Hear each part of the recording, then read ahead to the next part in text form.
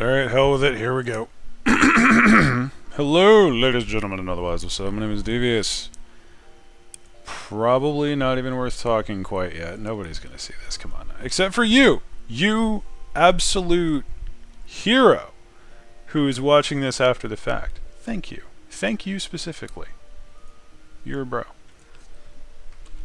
Now use that term in a gender neutral fashion. So let me post.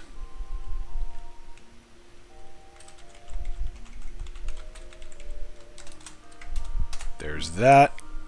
I'm not gonna bother anyone else today because we max chillin'. Hello! Hello Kana, hello Cloud/Echo, how are y'all today? Absolute top tier max chilling. Switch this to live chat because of reasons. Okay. Alright. We're on top of things now. Thank you for liking already. I haven't even done anything worth liking though. But yeah, it's appreciated. Much appreciated.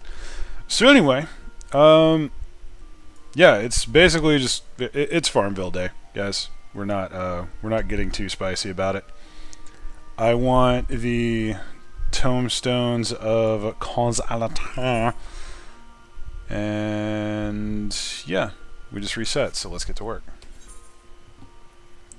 I should probably do something along the lines of helping to level this class. I've been playing Splatoon 3, fun game. Never got into the Splatoon series, but hey man, glad you're having a ball. Do I want to do this as a scholar though? That's the big question. Because I don't think, what do I have? So I have some Radiant stuff. Oh wow, yeah, I need to upgrade the earrings, upgrade the ring. I need to upgrade a lot of stuff. Okay, let's just, I'm gonna do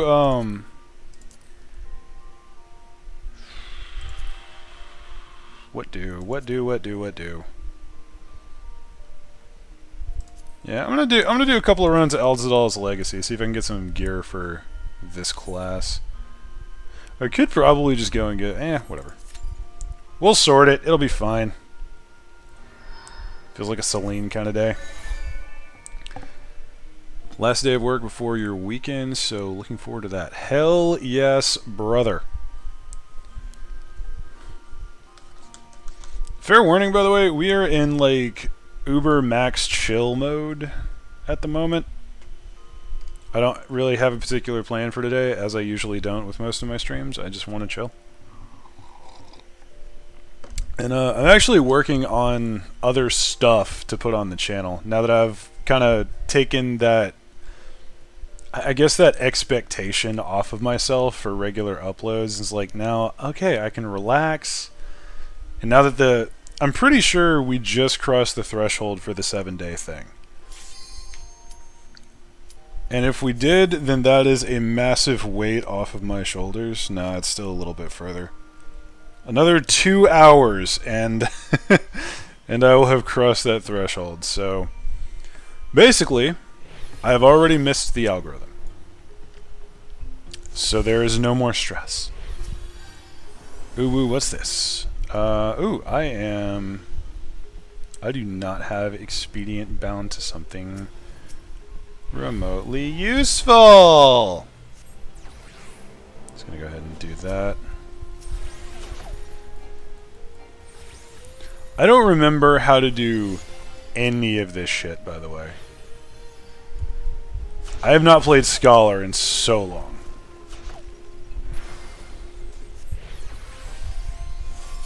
That's not what I meant.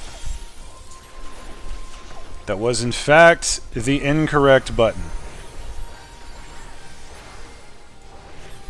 Yeah, I really need to bind Expedient to something. Hey, I remember now. I have one of the spiciest AoEs in the entire game. I should probably do something about that. Okay, what does this do again? Aether Power. Okay, that's the thing that burns the stuff. Got it.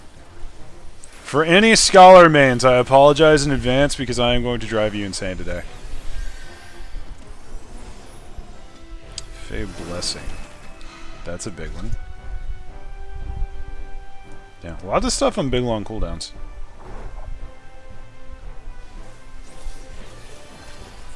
I really need to figure out where to put goddamn expedient.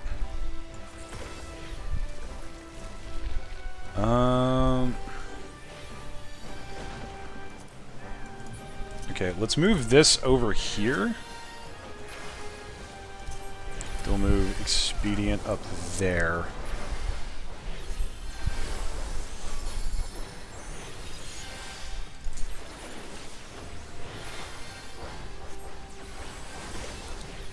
I think I'm doing okay.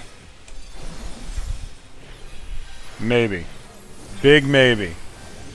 Big extreme maybe. Hey, any scholar mains, how bad am I screwing up your class? Why did I decide to do this? I didn't even need to play as this class. Okay, maybe I did. Yeah, I'm gonna keep it a buck. I've forgotten most of my abilities.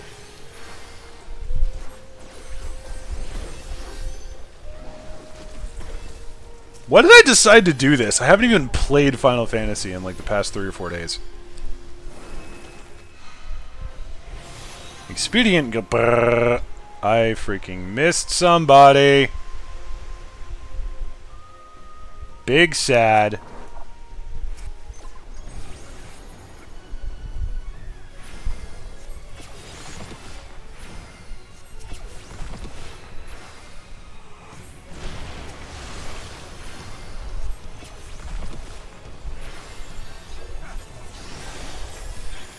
Fairy go. It's not what I meant to do, but I'll take it. It's gonna be over here. I wasn't in range to rescue. It's okay. You get out of it. Not sure. I'm not watching you play. Fair enough. I've said it many times. I am happy to be second monitor content, my friends. Or pocket content. That works too. That's arguably better.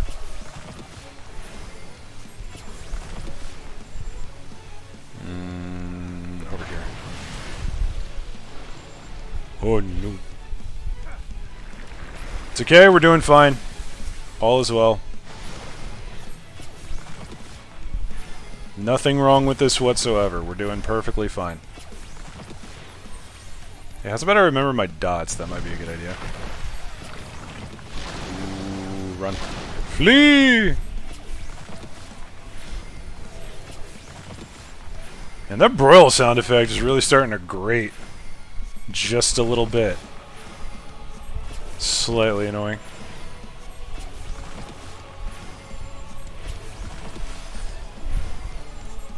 Ow! Damn it. Sorry about punching the mic. You're a freaking mosquito, I think, chewing on my cheek.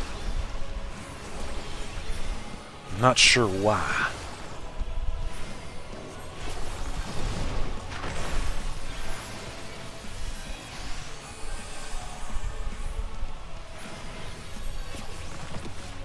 I think we're safe over here.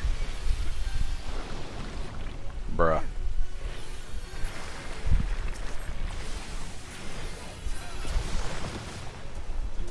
Alright. That'll work. I think. We're fine, we're fine, we're doing totally fine. Slaying, not what I wanted. Big sad.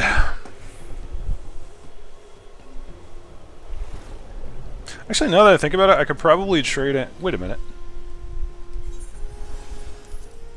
Yeah, I could trade in for Purgatory stuff. That would immediately get up to where I need to be. Ah, it's doable, lad.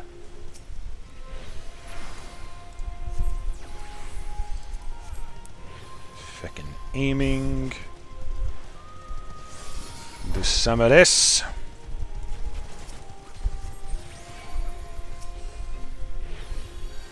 Why did I do that?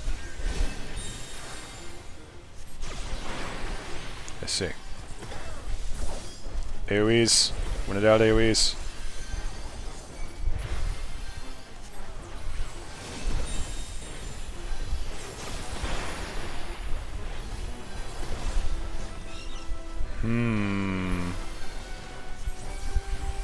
It's going quite well, actually.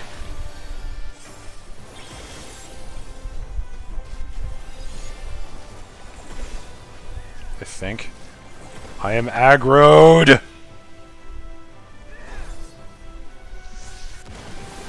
This is fine. This is fine. It's my devious fellow that needs to... likes to defeat YouTube algorithm. I swear you have that on a freaking macro, my mans. Thank you, though. Appreciate it. Doing today? I am doing quite well.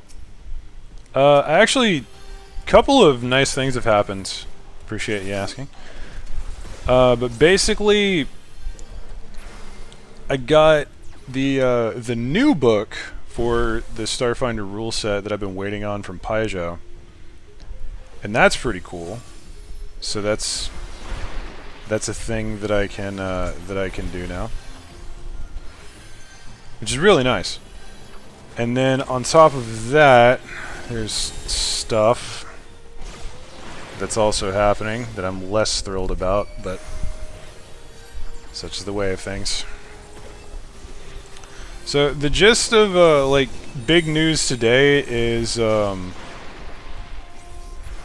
my dad works. He works at a college, does the shipping and receiving shit there, and the warehouse that he is working at has apparently become the home of a local stray cat, and he's been feeding and or playing with this cat.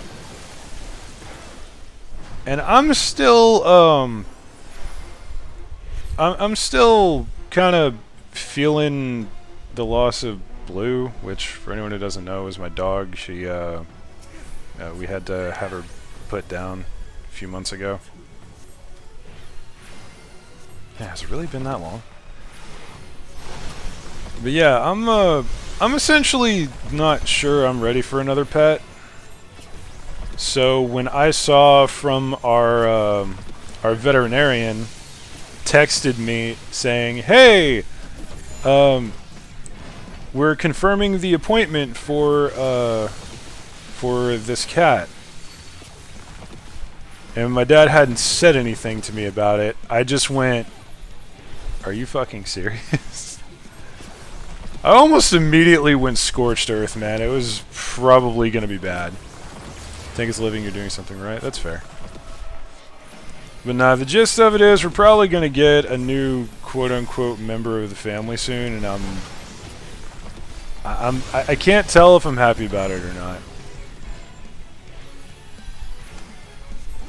I was really hoping to just not have another pet anytime soon. So, bleh. But hey, such is life. Ooh, earrings of healing. I actually need those. That's one of the things that I wanted. Fancy. At least I think it was. We are a little in the danger zone here.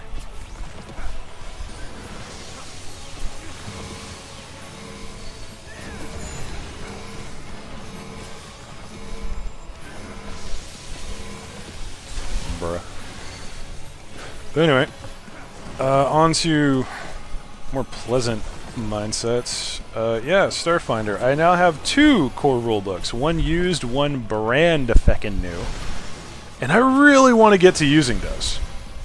Very excited to try some tabletop stuff. But I keep procrastinating and not doing tabletop stuff, and I don't know why. I haven't used deployment tactics at fucking all. That's probably driving anyone who knows Scholar is staring at that particular thing like, you haven't used this, how dare you? Hey! It went up quite a bit. Excuse me, I would like to cast this on you, thank you. Excellent. There. I did the thing, guys! How's your luck with drops, given how... I feel like you accidentally cut yourself off with that particular statement. But if there's more part to that question, then by all means finish your thought process. But How's my luck with drops? I assume you're talking about Purgatory and the Abyssos drops. Pretty good. I usually get what I'm after. I didn't last time, but I mean, I was also basically starting over from scratch, so... Ooh, necklace of healing. Do I have a necklace? Not a good one, so yeah, I'm gonna go for that. Maiming... Aiming...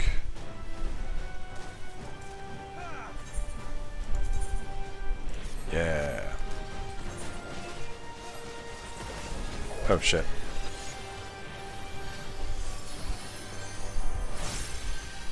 Totally did not almost forget to use my heals. Definitely not what just happened.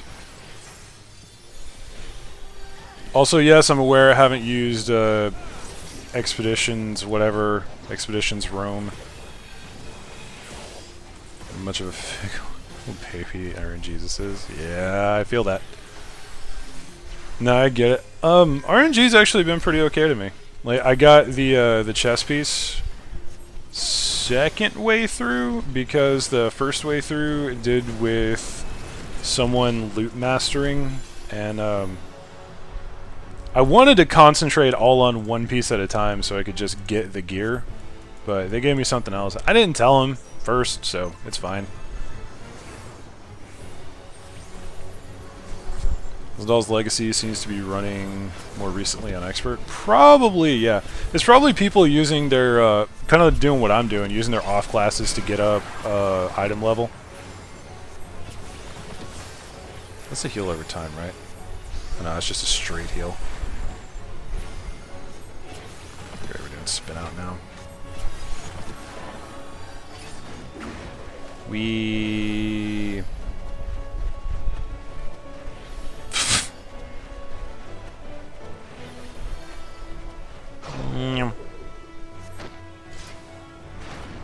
Shoot the whoop! Done any Pandemonium raids for the week? No, I have not yet. Yeah, I meant to come beforehand, but whatever, it's fine.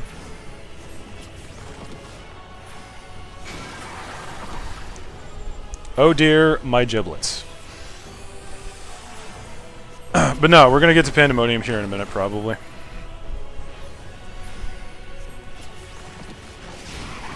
I'm probably gonna swap back over to Gunbreaker because I am having issues learning to healer at this moment, and it's kind of sad, actually.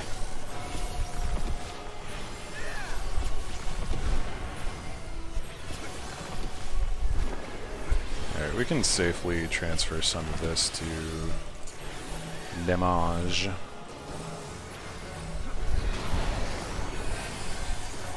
There we go. That'll do ya.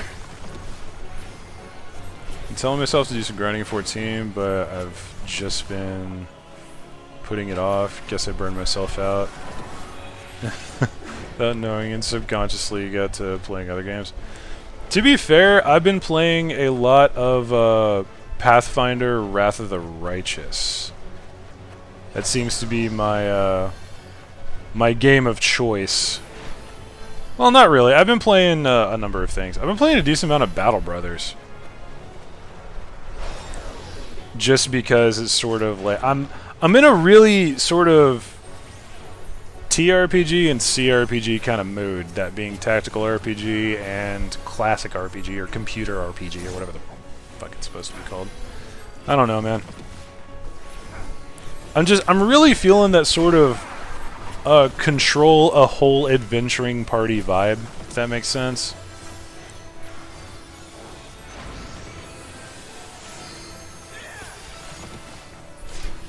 There we go. Cool. Maiming stuff. It's fine. Always honor your tank. Even when you're not the tank. Turns out RNG doesn't like to be bad-mouthed. Remember those Argon crystals that refused to drop? Got 6 in the first run after getting home that day. I told you, man. I told you. You had awful luck, and I am sorry, but they are really, usually at least, not that hard to come across. By the way, I think I'm going to keep this look because I really, really like the the headpiece with the dress for some reason. I don't know why, but it's very pretty. But anyway, so that's a thing, and before I forget, we go to Portrait, save the new one, because I keep forgetting that. Now we're going to do some absolute fuck shit. Game time. I still think this is tied with Heaven's Word for having the best dungeon boss theme. It's pretty damn good. Gonna hop on for your weapons piece if you want company. Yeah, okay. We can do that. Off note, I'm assuming thanks to your Cyberpunk 2077 streams, I'm getting recommended shorts for the game. Yeah, probably. I was debating streaming Cyberpunk 2077 today, but so I've actually been writing a fair bit more lately, and most of what I'm writing is Cyberpunk themed or set in Night City. And it's just, you know, like the equivalent of doodles essentially. But I really need to kind of stop unless I'm just going to start running a Cyberpunk Red game, which may be a thing. I keep saying I want to bring tabletop RPGs to the channel, but I keep not doing that because it's, I don't know, it feels very awkward to me. But yeah, was going to do that, but then I remembered, oh hey, there's a...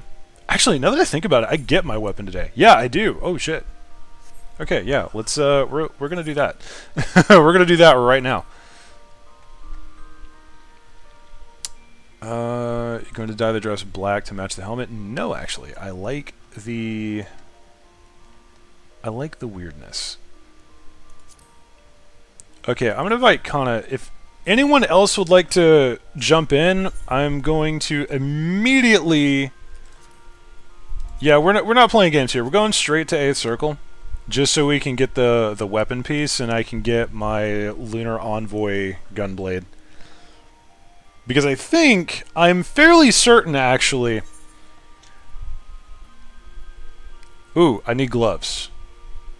Wait, how do I not have gloves? Did I just never get the gloves? Or the boots? What? Oh, damn it. That's big sad. Alright, fair enough. Damn. Okay, anyone else who wants to come and do Abyssos 8th Circle, send me a message in-game. I will invite. We're going to hang around for like a couple of minutes while people get their scheisse squared away.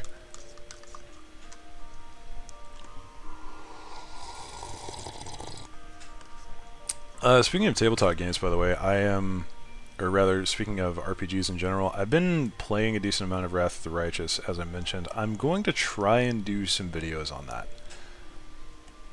Because I had kind of a cool idea for just like a borderline slapstick playthrough. And you'll see what I mean if/when it gets made. I've already got it in the editor. Like, I've recorded stuff, I just need to put voice lines over it.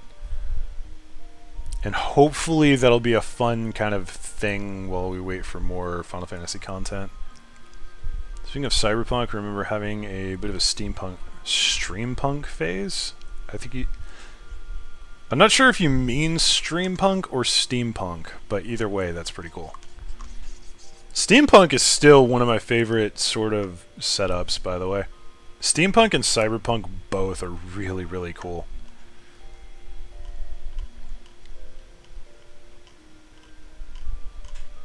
Alright, apparently no one else is either available or wants to go, so...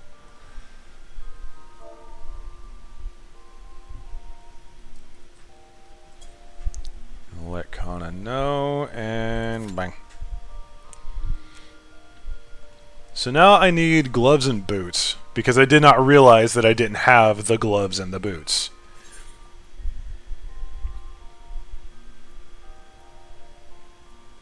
I still need the Lunar Envoy other kit, which I've been using these to get other stuff. What have I been doing? Put the R in there, yeah, steampunk, fair enough. Yeah, man. Steampunk is just badass in my humble opinion. I love the aesthetic of it. Yeah.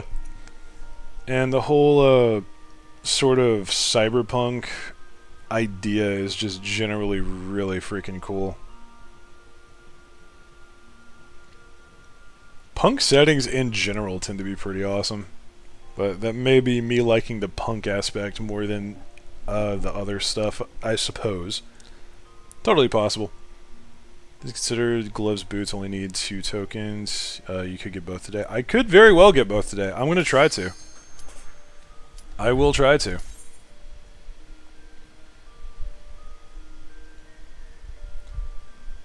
And I know I drive people crazy because I roll on stuff and then I wait and I don't roll on other things. And that's probably why RNG's been so kind to me. Because I'll roll on stuff and I'll wait. I won't roll on other stuff to see if like... Because like, say I want a pair of gloves. I will roll only on the pairs of gloves and whatever else I think I might need out of this set.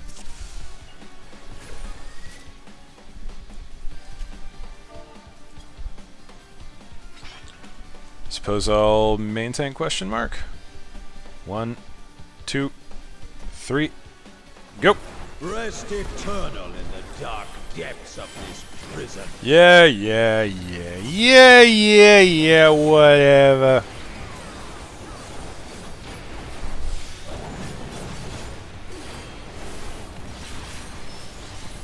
Big Doc intensifies. Fulgent flame my servant's ride. Blah, blah. Out of my sight. Leave naught but ash in your wake. There we go. Alright, off to a good start.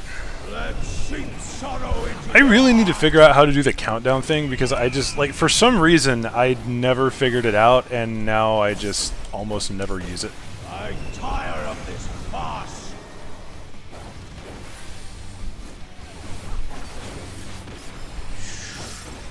Hey, how do you feel about Warpunk, aka a setting like Gears of War? Ooh. I didn't know that had a designation, actually. That fucking hurts, my guy! Ow, damn!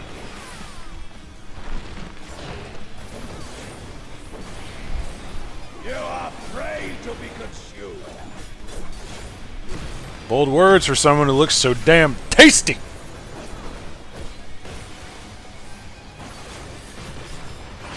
Bang.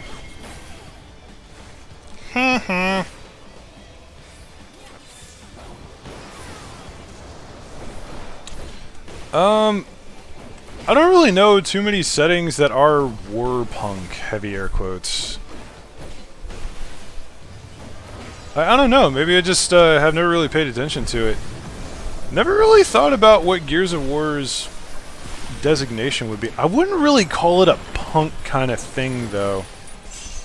Except for maybe 5? 4 and 5? Like, the one where, you're playing as JD? Because, as I understand it, the punk setting is kind of like, it revolves around, like, the story kind of, it usually involves some kind of overarching authority that is just inherently authoritarian.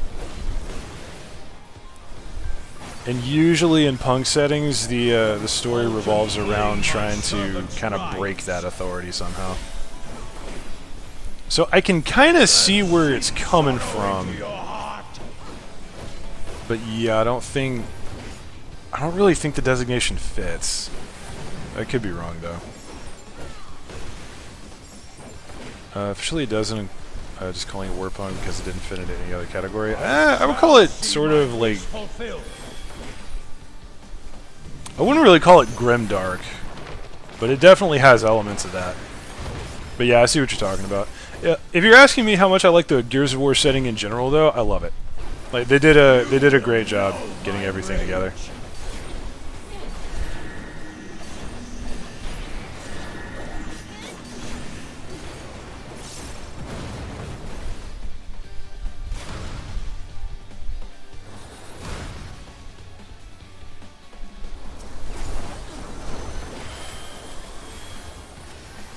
Wait, why did I run all the way around? Yeah, whatever. Face me! Yeah, I do like the gear setting. It's quite decent. Pretty solid. I do think they're kind of... Similar to Halo, their story has suffered recently. I forgot where I'm supposed to be, I'm going to be honest. Got so turned around during one of those, and I just did not ever turn back around. Is big sad. Yeah, I need to leave. Y'all fam, I gotta get out of here. Okay, now we're good. Now we're okay. All is well.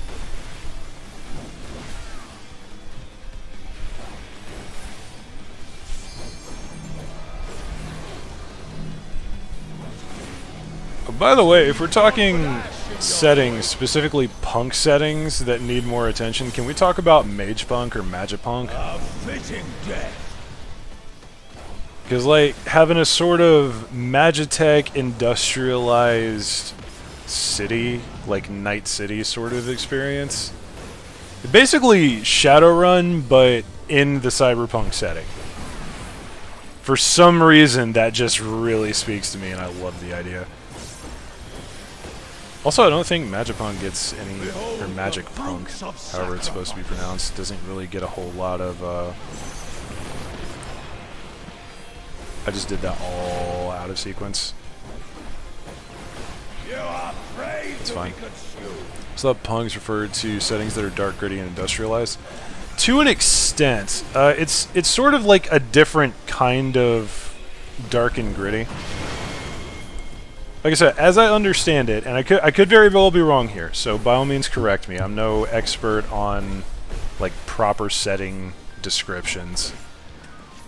But as I understand any punk setting, the general idea is that it is somewhat dystopian. It doesn't have to be outright dystopian, but it's definitely going to have a dystopian type of feel.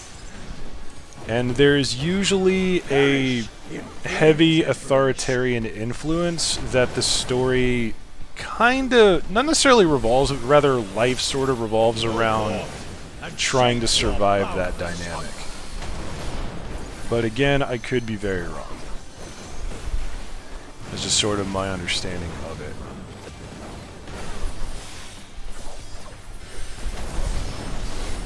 Ah, I wasn't paying attention.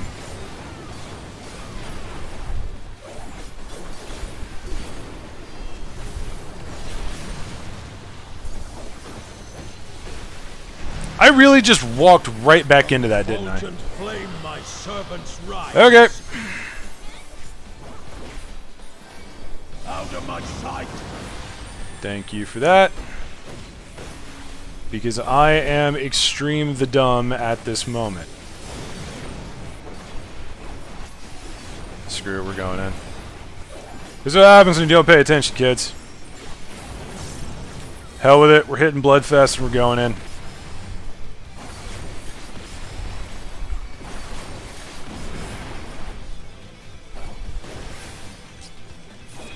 There we go. Nailed it! Honor your coat tanks, kids. Alright, immediately rolling on basically all the gloves. Don't need that. Do need boots. If I don't get either one of those, I'm going to be very upset. Okay, I'm going to not roll on the accessories just in case I don't get either of these. Okay, got the... I don't know what I got. I legitimately don't know what I got just now. Okay, I got the gloves. Cool. Gloves good. Gloves very good. Okay, we're going to go to Thabner real fast. Thank you, Kana, for tagging along. Much appreciated. Ugh. Dude, you got me talking about about punk settings, and now I want to go play Cyberpunk again. Doesn't Front of Fantasy technically count as spell punk, especially 7 and 8, since they take place in industrial cities part of the time? Very possibly, yeah. Ooh, I don't know if I have enough shenanigans for this. I do not. I'm going to need to do some grinding. Even then, I got to talk to this guy. It's not here, is it? Where do I get that thing? Is it over here? Might be her. Maybe? Question mark? I don't know. I don't know what I'm looking for. Maybe it's here. Yeah, okay, this is good. Ultralight Tomestone. We need one of those. Thank you. Bang. And then I suppose... Well, we don't really need purgatory stuff. Okay, that's why I haven't traded those in, is because I need the... Okay. I don't know what I was thinking there, man. Brain no work good, alright?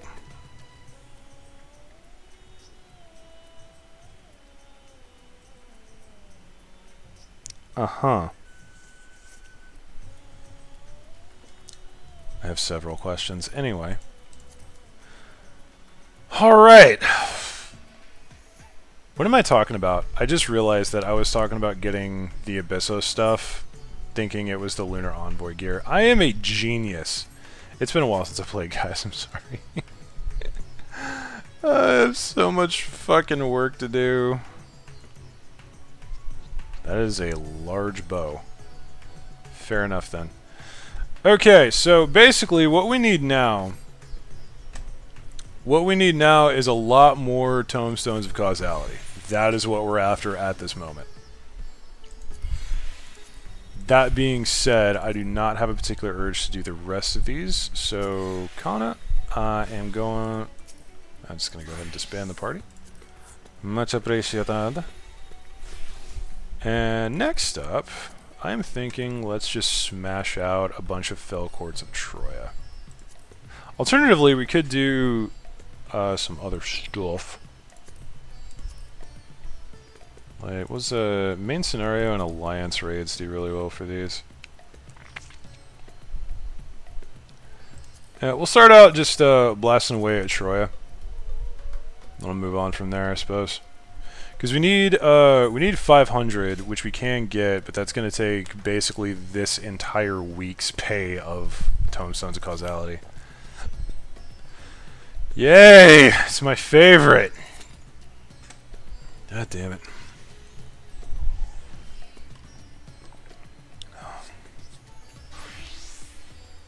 Bruh.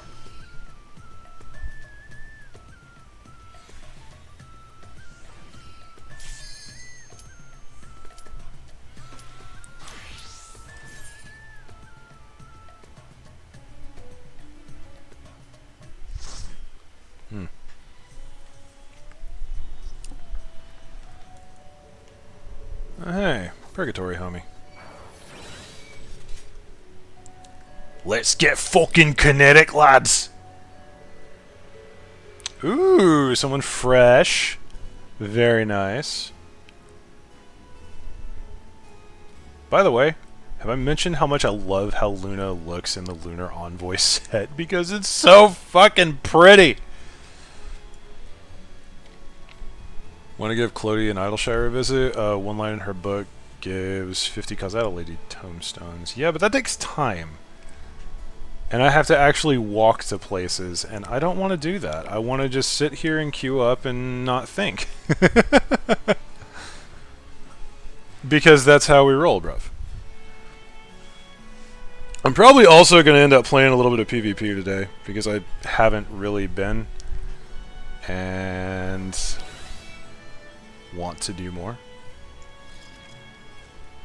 as you do. Should also probably eat something today. I had a decent breakfast. I had a bunch of chunky pancakes. Hey, time for stuff. Let's go to work. This hallway makes me very anxious.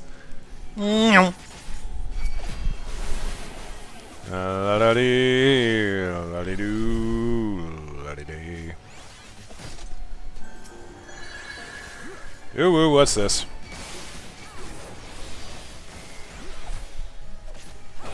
Whoop.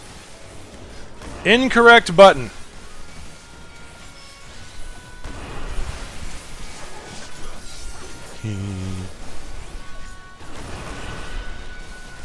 Alright, let's play dodge the AoEs, as you usually do. Frickin' just tank things. Also gives half a level's worth of XP to whatever class is turned it on. Oh no. Now, Chloe's thing has been on my list of stuff to do for a while now. I actually have a journal that's like 3 months old now that I just have not done because I keep forgetting about it, and then I just get around to not doing it.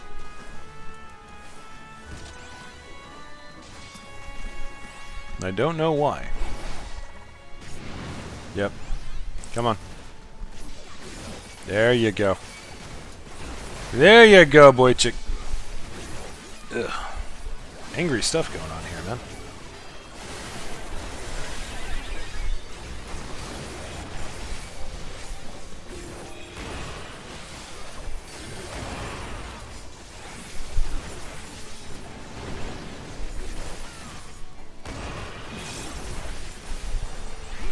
There we go. Okay. Big on. Danger zone, go bang! Not really, the journals expire after 2 weeks. Yep. Yeah, I don't know. Never felt like doing them, and then I ended up just never doing them. Which I know drives people insane, but like, sorry.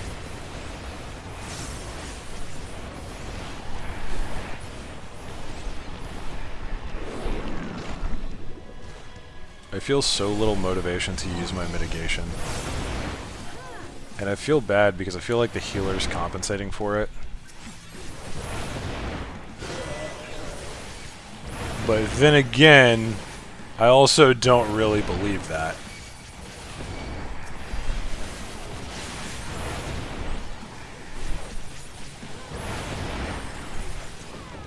There we go.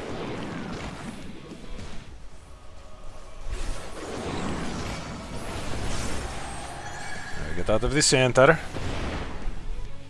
And out of that. Thanks for flagging me with that, my dude. You did more damage to yourself, though. It was a little awkward. Okay, there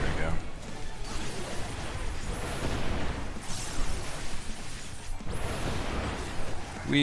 AoEs.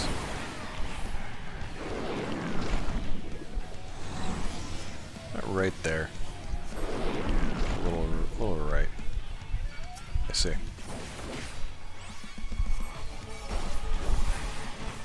Really? Come on now, man. There was no need for that.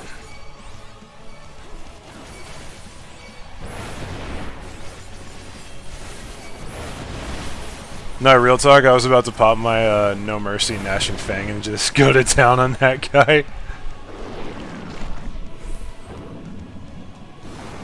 Making a young McKitten sad. Why? Why is sad, bruv? I didn't even do anything.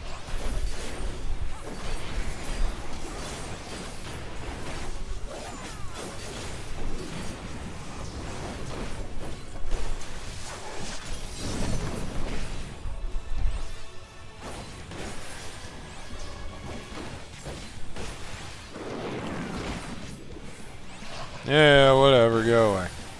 Begone, thought! Oh, bracelet offending. What I have is better. So new.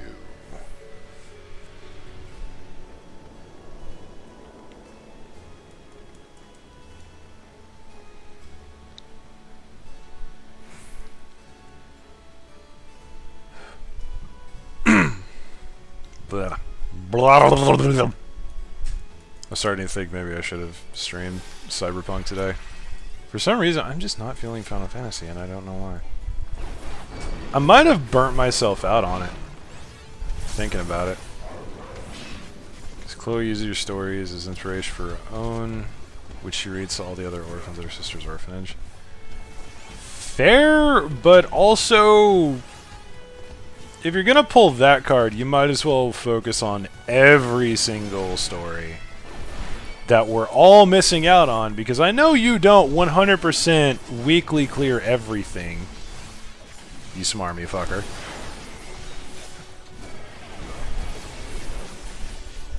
So don't you try and guilt trip me into that shit.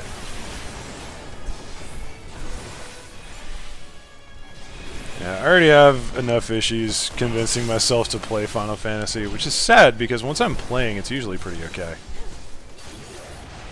So I just realized I'm 4 minutes behind because I walked outside for a moment. Click slide button. Wait, what?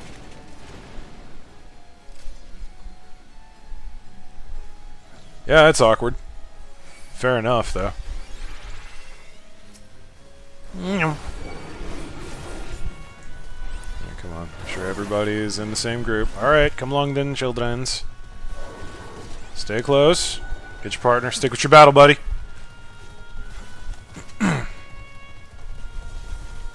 Fun little thing, in BASIC, our drill sergeants would actually hunt us down.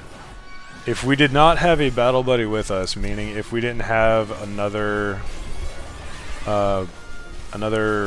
private among, or another private of our platoon or company with us at all times, they would just run up and act like they were stabbing us in the back or something. Go, "You're dead! You're dead! You're dead! You got caught without a battle buddy! You're fucking dead! Get on the ground! You're dead!" And then they would just, like, fucking Sparta kick open the door to the barracks and go, "Hey, your buddy died because he didn't have a fucking battle buddy. Go pick him up."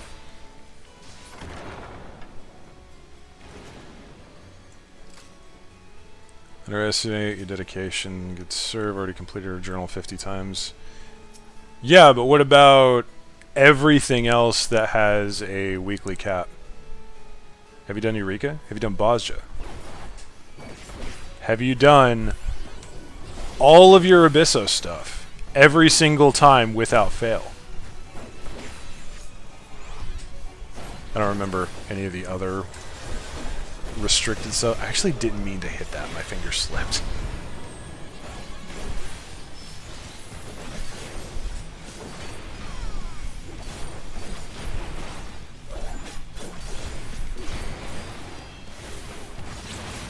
Yeah, no, I gotta kind of, like, manage my time.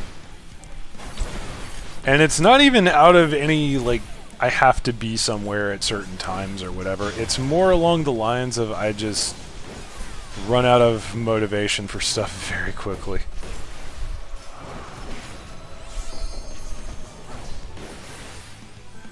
I'm not gonna worry too much about facing this boss. Is easy.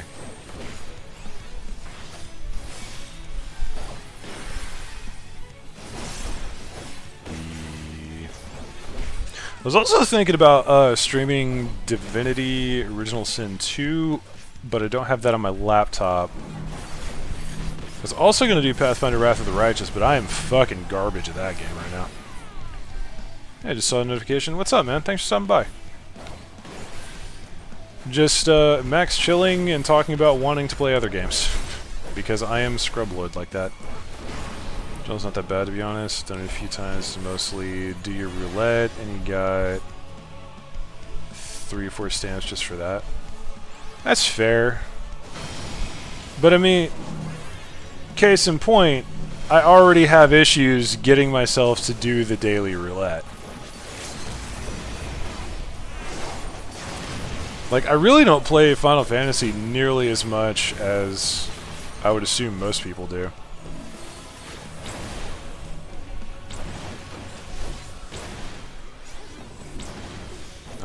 Missed the timing.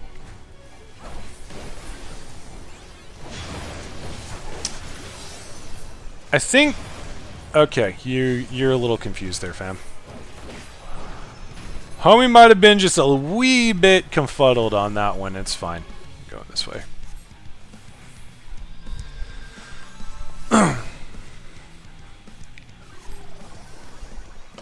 horrible at doing the journal too. Same, bro.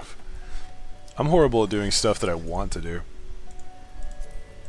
Like, case in point, I kind of made a deal with myself. I was like, hey, I really, really like the Lunar Envoy set, so let's just make it a thing. No matter what, we do our absolute best to do the to get all of the Tomestones of Causality and as much of the Abyssos stuff as we possibly can. And that's just sort of my main thing that I'm doing at this moment. And I'm still kind of like, I want to go and do more Island Sanctuary stuff because I have not touched that. Which I probably should because, like, well, no, not really. I was going to say I'm playing games that allow me to sort of, like, half AFK. And that is just objectively fucking incorrect. Hello? Where is the... Okay, there we go. There we go. There's a lot of stuff happening in here.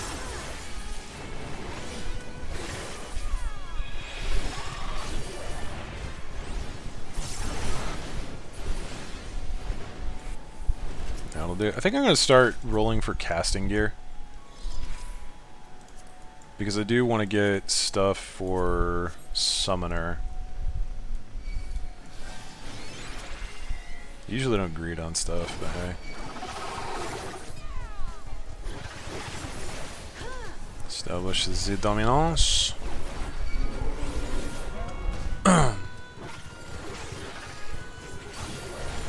Perfectly fine. All is well.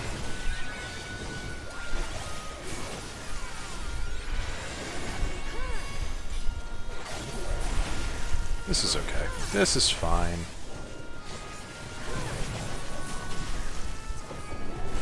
On a serious note, though, I've been on a serious CRPG kick, and I really just want to play those.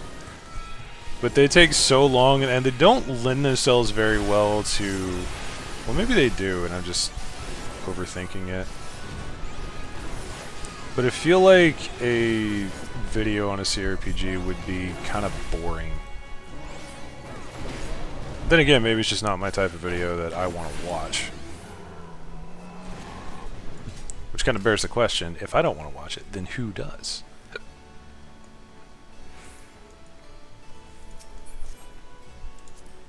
Oh, healing.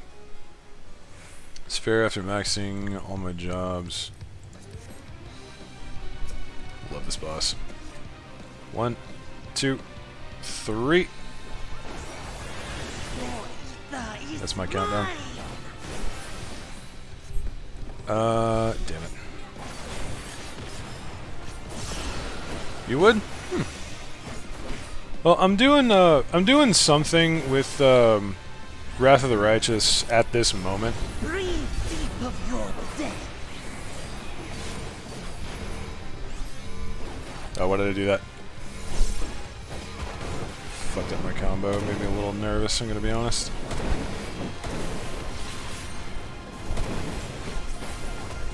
You must die.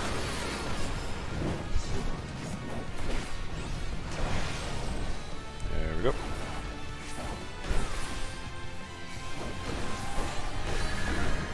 Perfect! My blade thirsts for blood.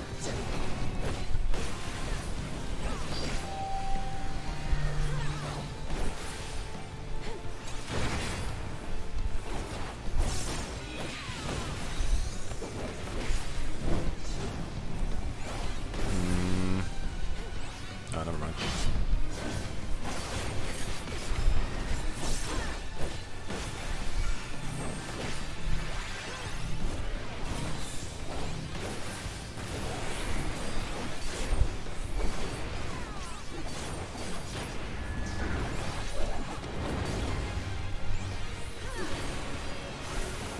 Protect me, my minions.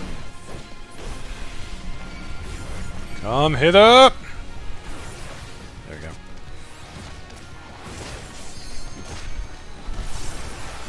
Have you ever gotten annoyed because due to being... Oh, hold on a minute.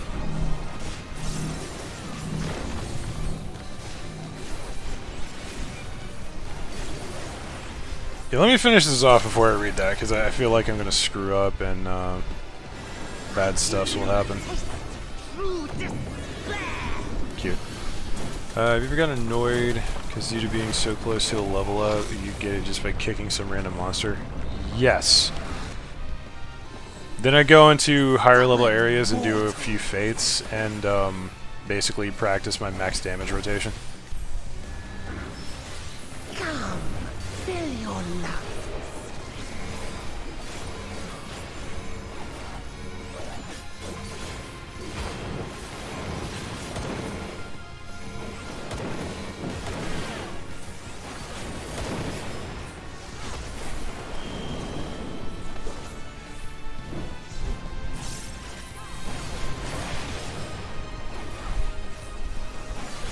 I was prepared! Look, Mom, I was paying attention! Crazy, right? Again, my ADHD makes me watch a sort of interesting things. That's fair. I will not be defeated by you. No, the thing that gets me so much about Wrath of the Righteous is how sort of distinct each playthrough can be. Like, you can play through as a full-on demon, you can play through... Why did I do that? Anyway, you can play through as a demon, you can play through as an angel, you can play through as an Aeon, which is like this sort of time-manipulating outsider kind of deal.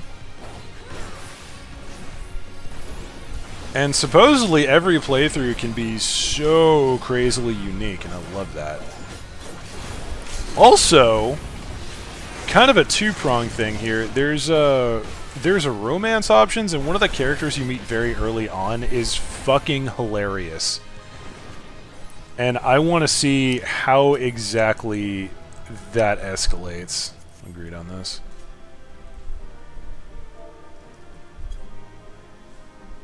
Oh, right. Honor the healer. Yeah, there we go. I'm probably not going to get it.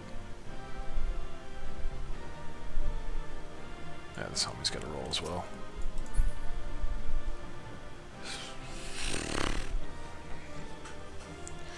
Considering that you're on an RPG kick and you like this boss, ever consider playing FF4? I have, but one of my big issues with kind of figuring out whether or not I want to make a video about something... Oh, they got it. Fair enough. One of my big issues of figuring out whether I want to do a video on something or not usually kind of boils down to how sort of easy it would be to turn it into something entertaining.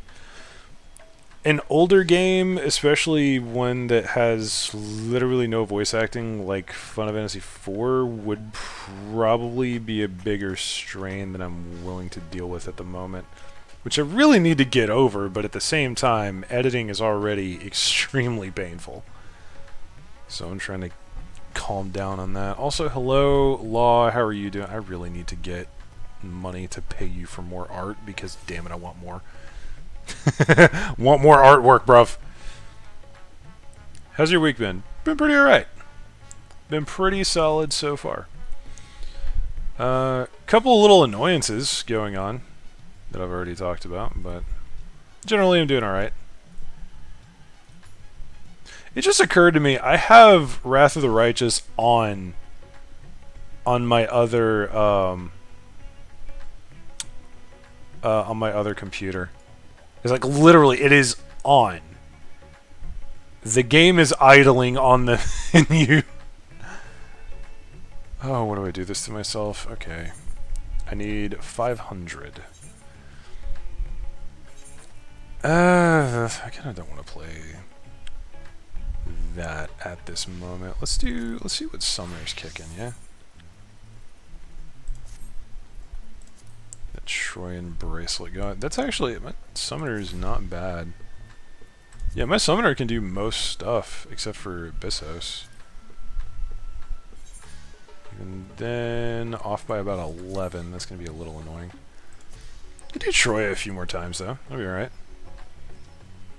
Could always invite a co-host to help you read dialogue. Odds are someone in the crew would be happy to help. True, but then that becomes even more of a logistical issue. And I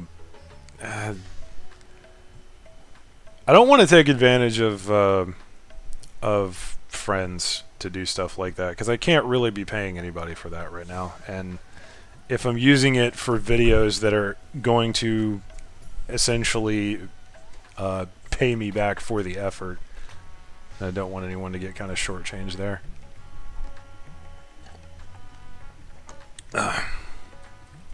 Then, like I said, the kind of getting people together to actually do the stuff would also be kind of a nightmare. Ooh, hold on a minute. Excuse me. I think I'm good doing another Troya if I can use this class, which I think I'm going to. So how many of these would I have to do? I would need to do 5 more runs.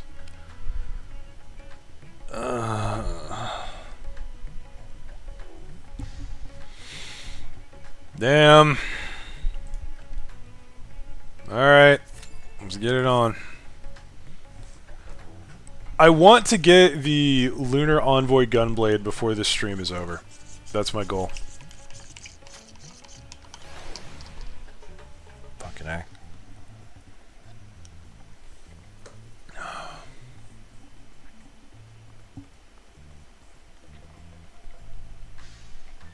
Probably not going to, now that I think about it. It's probably not gonna get there, because my social battery has been absolutely garbage lately. I'm trying to get back into things, but it's tough.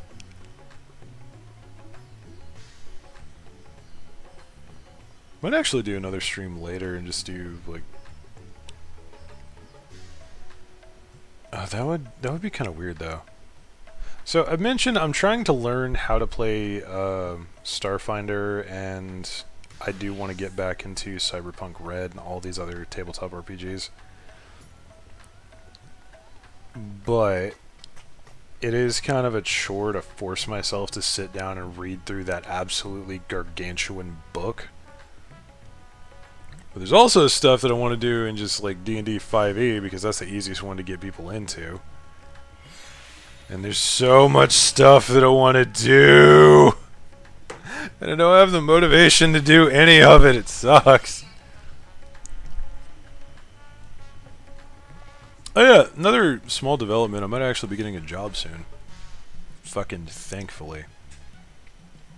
Been out of work for a while now, but there's like an inventory job going on at the college where my dad works. And the way he described it is there's an opening that they're trying to fill, and the one candidate that they have is not very good, and they're not thrilled about this person going to work for him. So my dad's thinking like, hey, put in a good word for me so I can get my foot in the door, and then from there, because he won't be my direct supervisor, there's no like, oh well, he's your son BS. And hopefully, I can start doing that and getting a little money, which would be very nice. Also, it's only, I think, 2 days a week that I would have to work. And it's like, it's full days, so it's like full 8 hours. It's still a part-time gig, but it's only 2 days a week. So I still have plenty of time to do this, which is nice. Oh my lord. Q Savage, why? I need to find a new dress for this. Like, this one doesn't look bad, but it does seem a little bit much, you know? Ooh, I like what this person's done with the sleeves there. I like that. Actually, hold on. What is that? What are your gloves? Ravel Keeper half gloves of healing. Okay, fair enough. That's perfect, actually.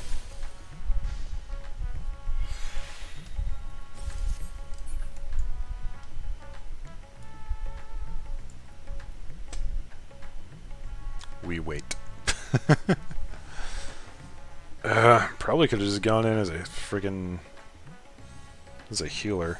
That would have been a lot faster. But then I don't really want to play healer again. I just kind of want to like sit back and explode things. Feeling very lazy today. Oh boy.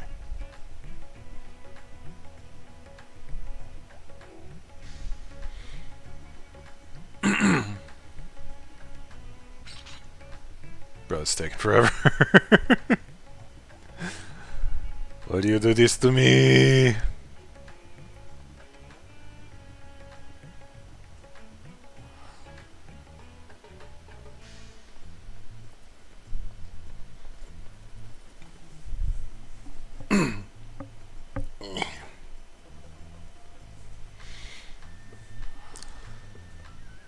Fair enough.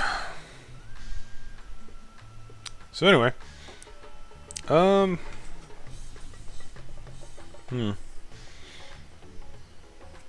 know what? Since we've got some time, I'm curious. What do you guys think about tabletop RPGs? Or rather, which one do you think y'all would prefer out of Cyberpunk Red, Starfinder, and Dungeons & Dragons 5th edition? Because those are kind of like the three that I'm bouncing between at the moment. I'm not really looking at Pathfinder all that much. But, I mean, Starfinder is basically, it's sort of mutated Pathfinder in space. But what do y'all think of those three? If you have any experience with them at all. Tell me your stories. Regale me with your content. Never played any. Right. Kana, you are one of the reasons that I really want to get into, like, GMing again. So I can do these games and, like... Because I want to do live plays on the channel. And one of the reasons I want to do that is because it would be so freaking easy.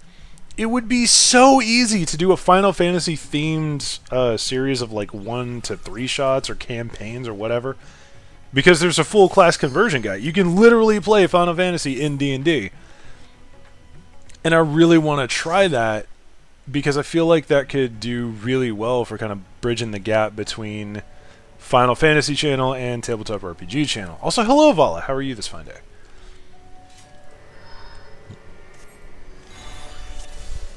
But on top of that, I'm also in a big Cyberpunk mood, and on top of that, I have wanted to play Starfinder. I cannot tell you for how long. Basically, since the moment that I first saw Starfinder, like the concept, I was just like, yes, yes, yes! Bequeath upon me more! Oh, that healer is really sprinting. I'm just gonna not for right now. And now I'm going to.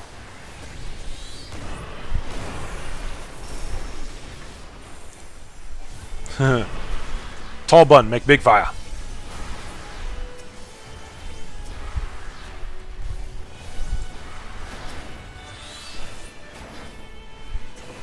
Oh. Probably shouldn't have done Ifrit there, but it's okay. Large explosions are best explosions. I love that shit.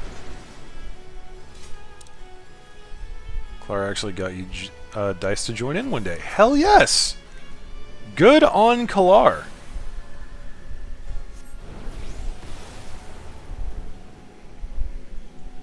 Very good on Kalar. List that explosion is in one's face. No, those are the best. And now we Titan, because reasons. Now we Titan clap! Gotta love that.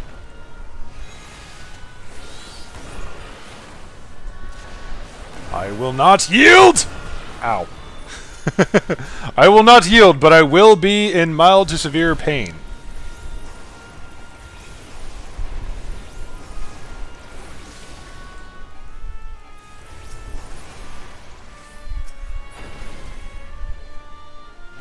Bang. Actually, you know what?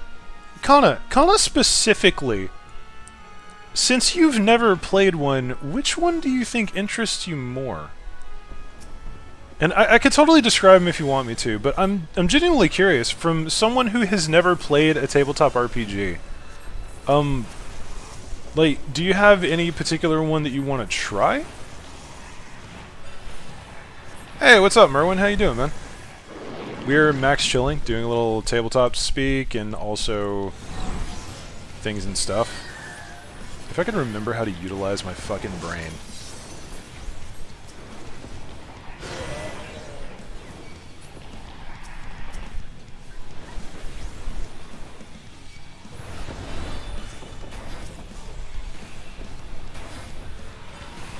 Just gonna use my base here.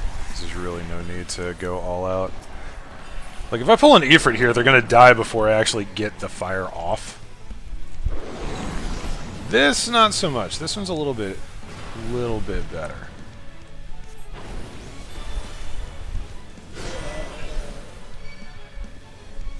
Bang.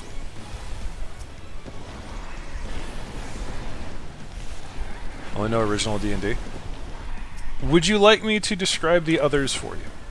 Because I do feel that I can get a pretty good descriptors. But if you're not at all interested in the concept, then I won't bother you with it. I'm just, like I said, I was just kind of curious. Should not have done that.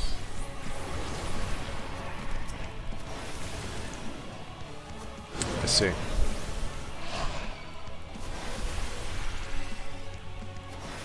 Bit of a dumb moment, I will admit.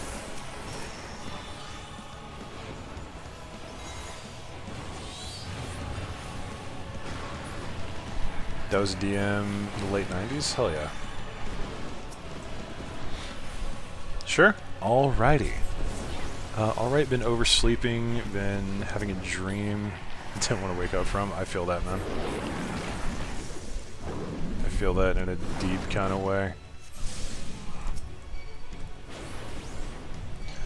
Okay, so D&D, I'm sure you're familiar with. I'm sure Kalar has already told you plenty about it. But Cyberpunk Red is...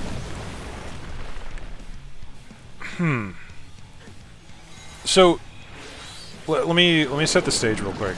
D&D is sort of universally known as the kind of easy one, if that makes sense. It's the sort of user-friendly one that everyone goes to just because it's so convenient. That kind of setup. So, Cyberpunk Red is a little bit more complex. I don't know. I already have this. Ooh. That is pretty. Do I have that? Completely got distracted immediately. Didn't mean to do that. Okay, let me try and refocus here. So Cyberpunk Red is... it's a no magic system, first of all. All of your kind of fancy abilities come from these sort of cybernetic augments that do all shades of crazy stuff. And the system itself, it plays similar to D&D. It's just got like different stats that you do different stuff with. It's not as complicated as it very well could be. Fundamentally, it's basically identical to D&D 5e, which is essentially you roll a d20 to figure out what happens, and then you roll other dice if there's another number that needs to be had, like damage.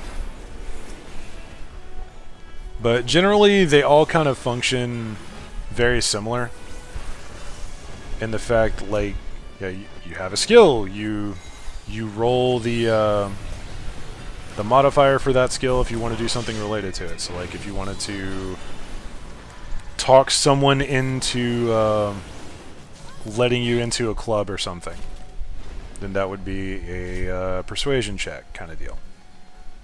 So, that kind of basic stuff. And I know you probably know this, I'm just sort of rambling at this point.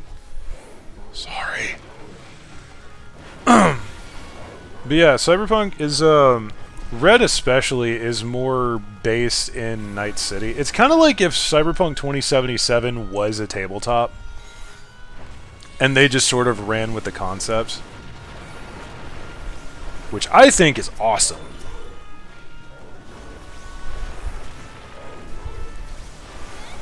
But then there's Starfinder, which is a little bit more on the psychosis end of the spectrum. Oh, that reminds me. There is a concept in Cyberpunk called cyberpsychosis. I'm sure anyone is familiar with this by now because of Edge Runners. But basically, the more cybernetic stuff you bolt onto your body, the more your body is going to try and, I guess, reject that. So you have an empathy score, which is sort of like your innate humanity. And you can have a character that has a really high empathy and is really good at talking to people, but the more cybernetics that you bolt onto them, the less your empathy score is going to be, so you're going to just find it harder to talk to people unless you really min-max your stuff. This info could be a little bit outdated because I haven't played in a while, so take that with a grain of salt. But I do think that the cybernetics thing is pretty cool, and it's also got rules for all shades of weapons, vehicles, vehicle combat. The classes are not really classes, it's kind of like you sort of pick what you usually do, if that makes sense. So like, my favorite character that I've ever played in Cyberpunk was known as Boomer. I've told plenty of people stories about this. Boomer is a fixer, which means he sort of is a middleman, like a businessman kind of person in the Cyberpunk universe. So Boomer's entire thing is that he's really good at talking to people, so he had minimal cybernetic augments. Actually, canon-wise, or in canon, he had no cybernetic augments, so he was really, really good at talking to people. Okay, thank you for showing that right there.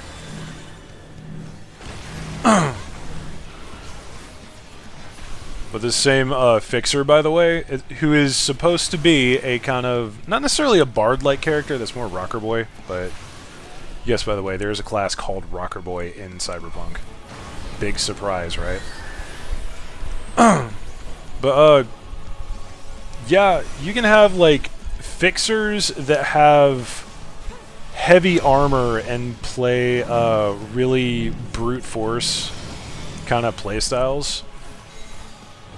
But then you can also have people like soldiers or solos who do exactly the same thing.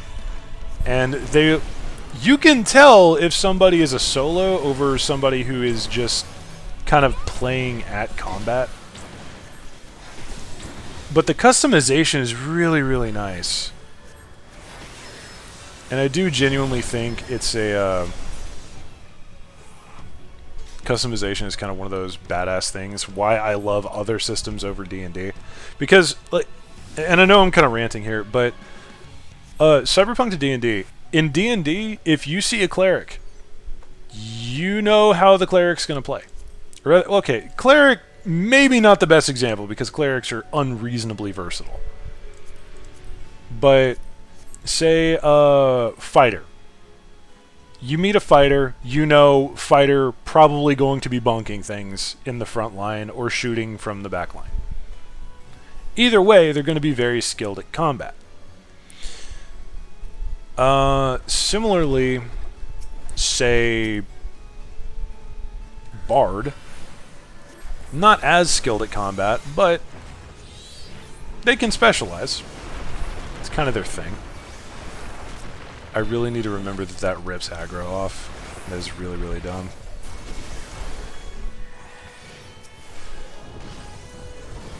I hate that so much. I really need to stop using Titan during pulls.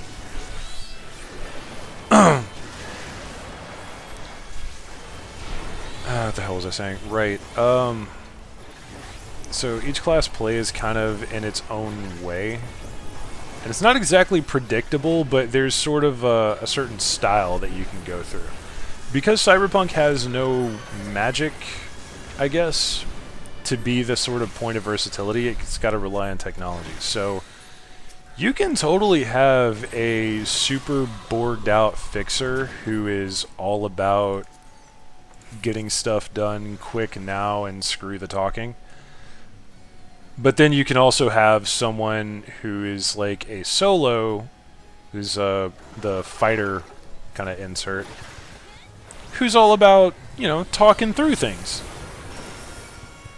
And you still have that innate capability to do violence. Everybody does. But the classes are more like background choices, which I really like. And I understand that I've been ranting on this subject for an unreasonable amount of time. But I get going. And then things happen.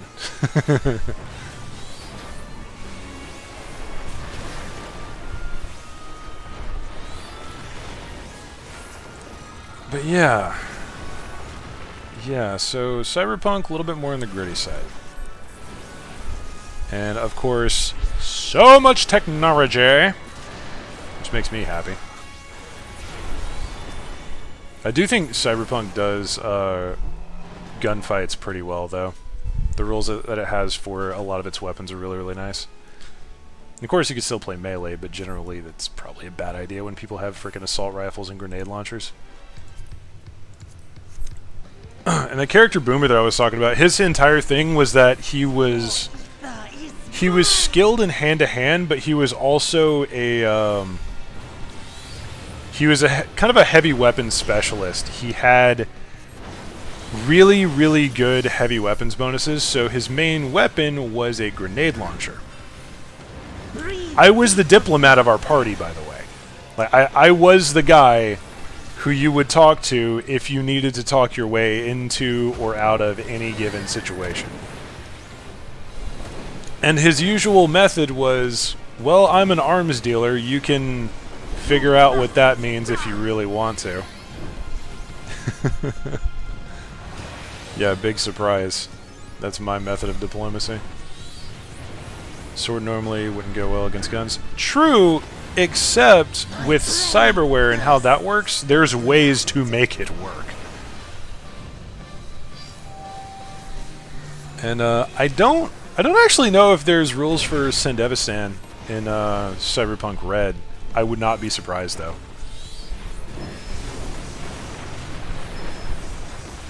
Yeah, there's all kinds of cyberware. That's going to hurt a lot. Damn. So yeah, it's a very different feeling experience from D&D. Because in D&D, you definitely have like your kind of set roles. Or like this guy's the healer, this guy's the tank, this guy's the sort of damage dealer from downtown, etc., etc. But with Cyberpunk, it's a lot harder to kind of figure out whose role is what. And that's usually going to boil down to like, yeah, you have a med tech, you have a rocker boy, you have a solo, and you have a techie who is spec'd into being a sniper. But at the same time, the solo is not always going to be on the front line. If they do that, they're going to die. If the solo is the only one taking damage, they're going to die. That is not a question. Because there's guns. Okay, let me actually semi-focus here. I like this spot. Yeah, that's good. This is fine. There's nothing wrong here. There is no Warren Bossing say, for fuck's sake. Just die! I will not be defeated by you!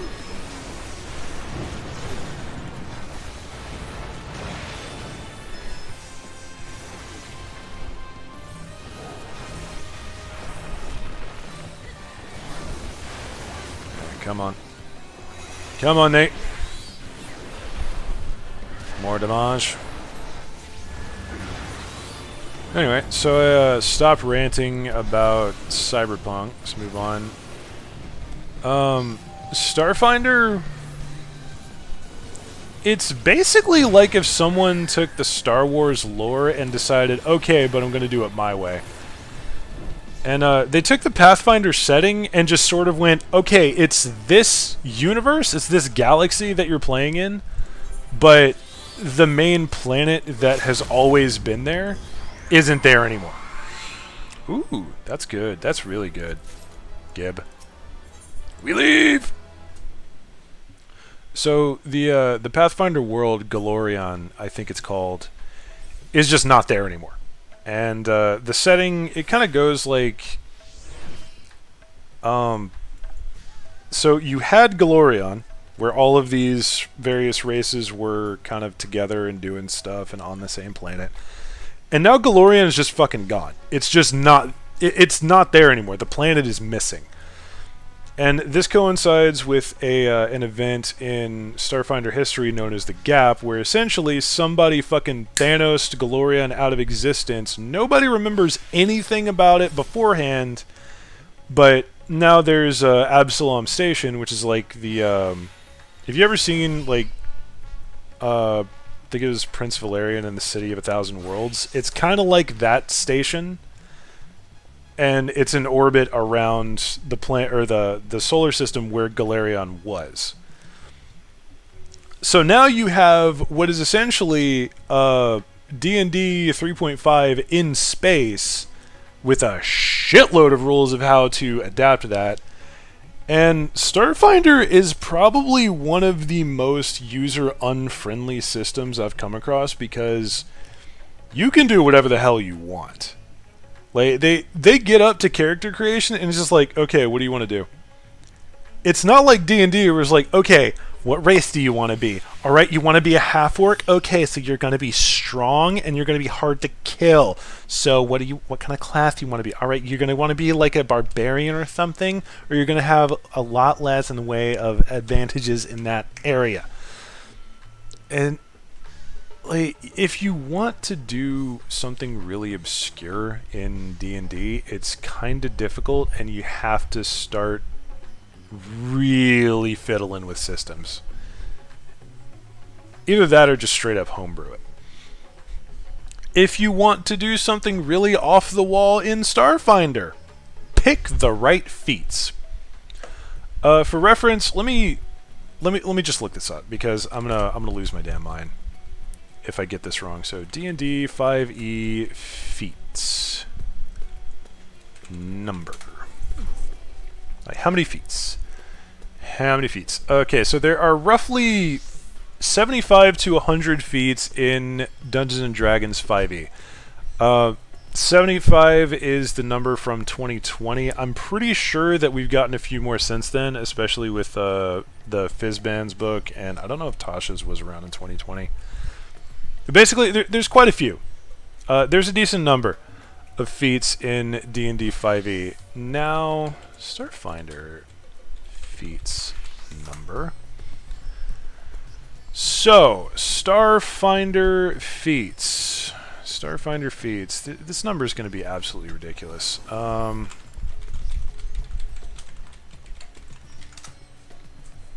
on.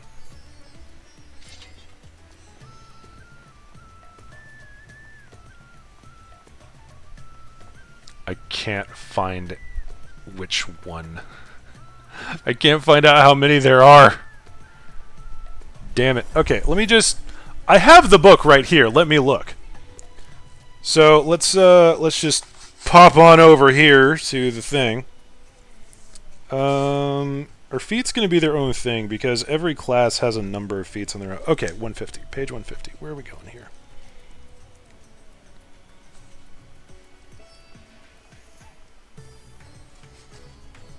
Alright, feats. Holy shit. That looks like a metric shitload. So, just on the base book,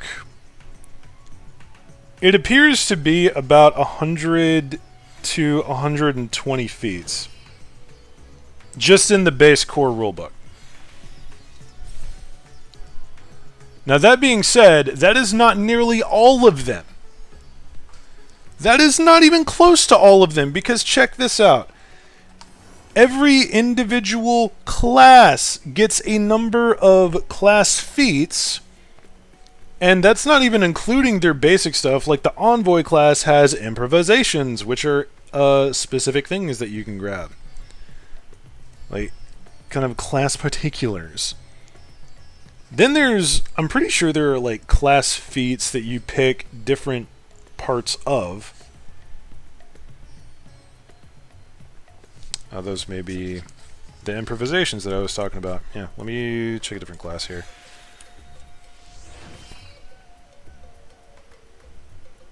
Okay, wait a minute. I'm getting way too into this. Essentially what it boils down to is you can customize like an absolute fucking demon in Starfinder. You can pick whatever the hell you want. If you want to be a space rat that shoots fire out of its ass and acid out of its tail, and you want to just super ninja your way around with a pair of like laser claws while you spit death in all directions out of your rear, you can do that. That is a thing. There are rules for it. It is possible.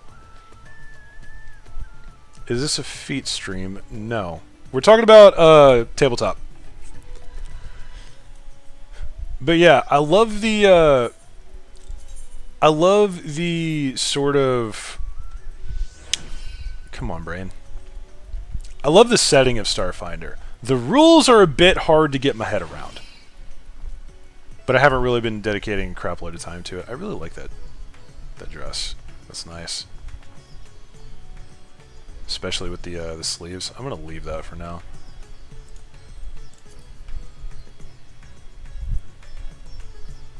Well, I kind of can't.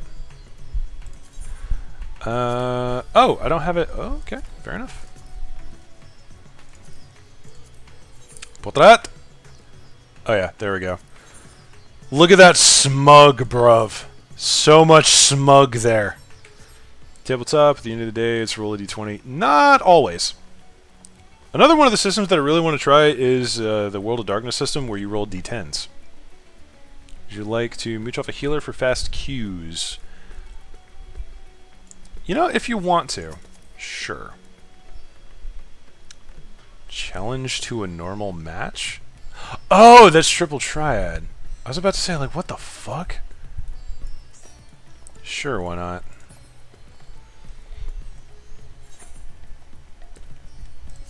Alright. More of this. I still need 4 more runs before I can get my sword. Damn it. Big sad. Okay. Going in.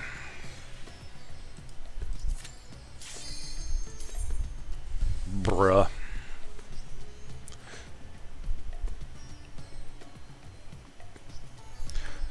So yeah, Kana, sorry that I was just completely ranting during that entire thing. But it essentially boils down to D&D 5e is the more user-friendly, stereotypical version of things. It's like the baseline that everyone kind of uses. Then there's Cyberpunk Red, which is just a completely different setup, but it still plays sort of fundamentally similar with a lot more in the way of customization. And then you have Starfinder, which is just go fucking wild.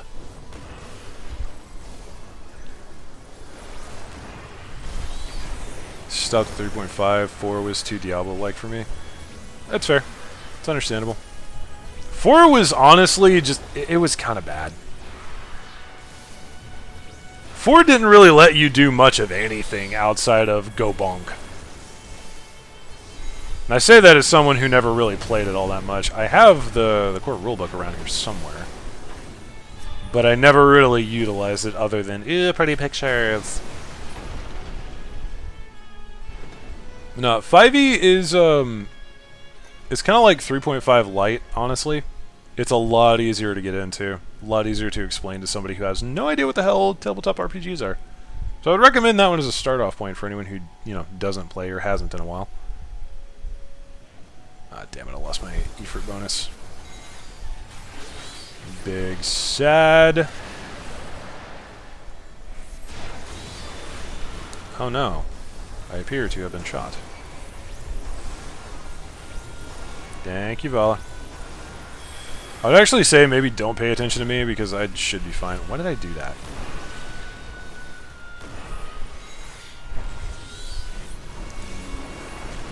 Yeah, on the note of tabletop games, I really do want to start hosting some on the channel because I have a huge passion for tabletop. I really want to bring it to the channel, but I don't know how to do that in a very entertaining fashion.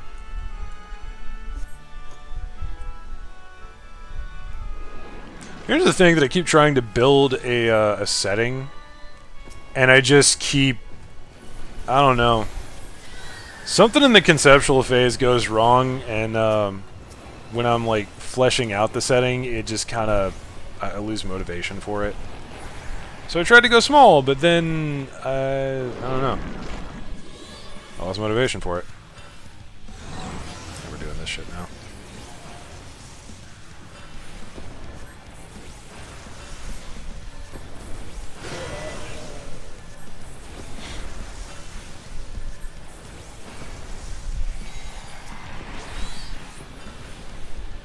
Good old Big Bang. Yeah, boy.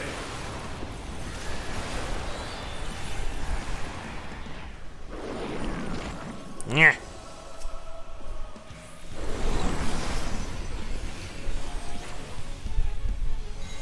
I might as well.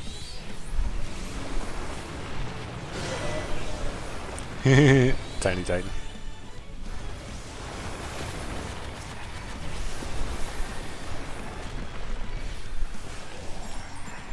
Doing fine. That's me in writing. Same. I mentioned earlier I was starting to write again, but god damn it. Usually boils down to me starting on something and then thinking, oh god, this is awful. Why did I start this in the first place? That was really dumb of me. Now my dad's calling. So that's a thing. I'll call him back here in a second. I don't know why he's calling. He might be, like, stopping for food on the way home.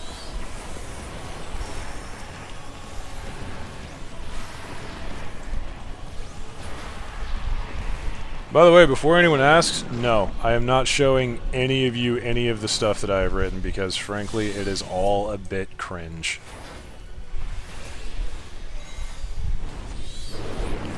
Oh boy. Okay, should be alright.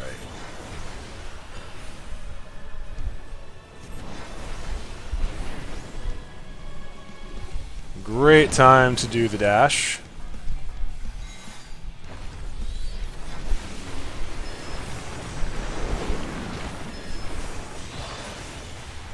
There we go. Big smack.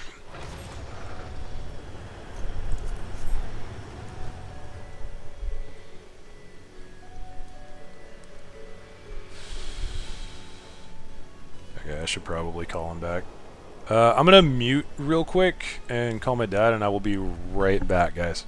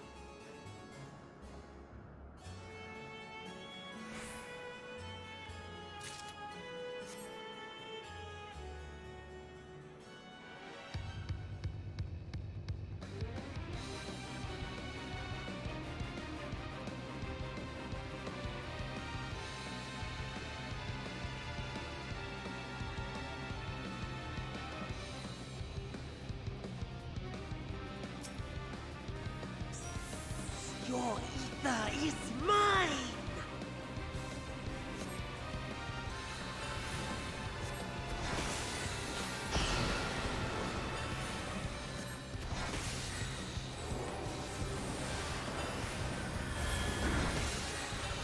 Breathe deep of your death.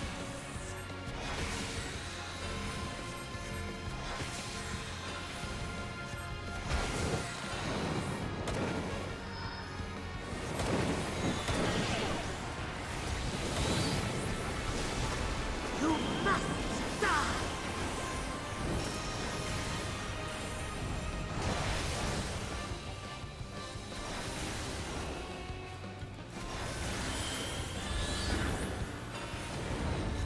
My blade thirsts for blood.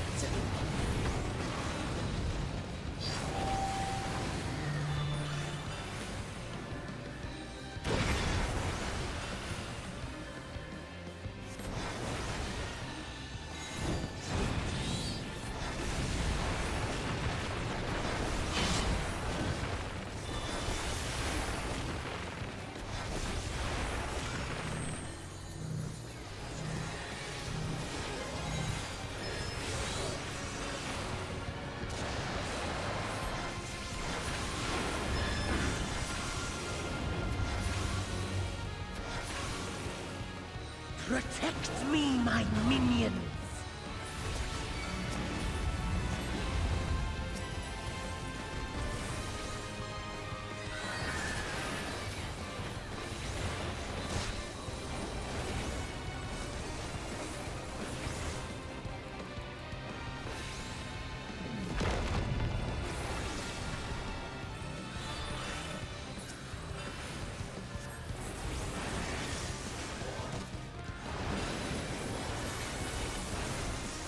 I give you a taste of true despair!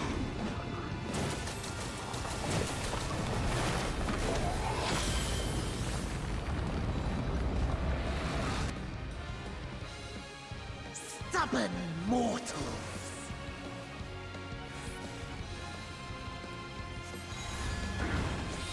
Come, fill your lungs.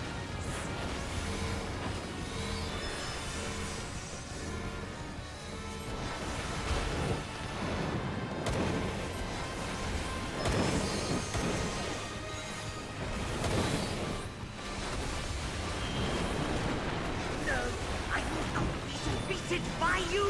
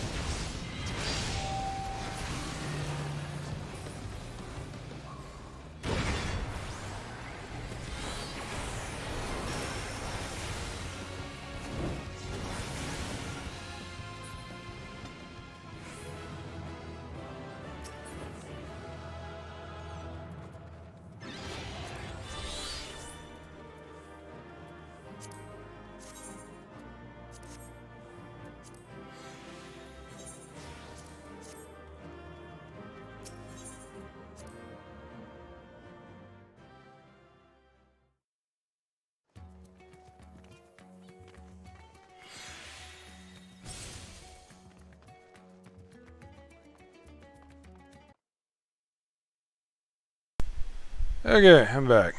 Sorry about that, guys. My dad wanted to talk for quite a long time. Apparently, we're going to have a fucking guest tonight, which I'm less than thrilled about. That being this new cat that may or may not be living with us very, very soon. It's going to be a day. It is going to be a day. God damn it. Also, Jack Wolf, saw that? 4E is... From what I've heard, it has its good points, but yeah, generally it's pretty much a meme. It was pretty bad. Pretty bleh. Okay, I definitely need a little bit of a break after that. Hydro cables, a cat is kind of eh. Supposedly she's pretty good with cables because, like, the reason that my dad is bringing Cat home in the first place is because she is basically all over where he works. She's very affectionate, so she's just kind of like laying up on his desk on a regular basis in the shipping and receiving warehouse. And I know for a fact that he has a fuckload of wires there, so she's not chewing on those. I would hope that she's not going to chew on any of my stuff. You to hop out of the group? You might want to, because I'm about to do some random stuff. I'm not sure what yet. Just kind of chilling.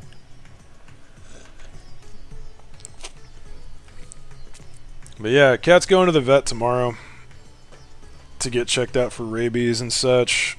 So she needs a temporary space to be whilst we wait for that, because my dad's not sure that he can get her, like, find her and get her into the car so easily tomorrow, because it's kind of early.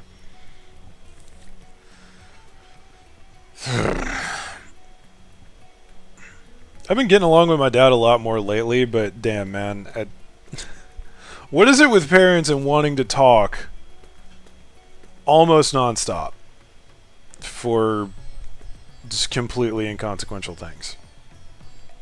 Like, I understand that I'm not the most talkative person, but damn, I've been socializing with my dad a lot more lately. And I told, as soon as he picked up, I was like, hey, are you busy? To which I said, kinda, I'm streaming. And then he proceeds to launch into this half-an-hour conversation about that job posting that I'm looking at, the cat, and a couple of other things. Like, dude, come on. I'm breaking my neck to hold the phone to my ear whilst I play on stream. It just keeps going. Mother does that constantly and gets annoyed when I don't want to be social. That's one thing that I've noticed, actually. And I've kind of looked into this very, very lightly.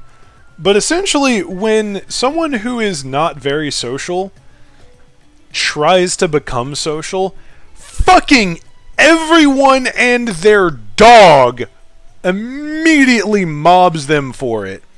It's like, oh, now you want to be fucking social. I'm like, nope, not anymore. Bye. And then they get mad. It's like, well, you wanted to talk. Yeah, until you were a dick. That's something kind of different, but yeah, generally. For people who are just inherently antisocial, the vast majority of people, when they see them trying to be social, they immediately do something that makes us want to not be social anymore.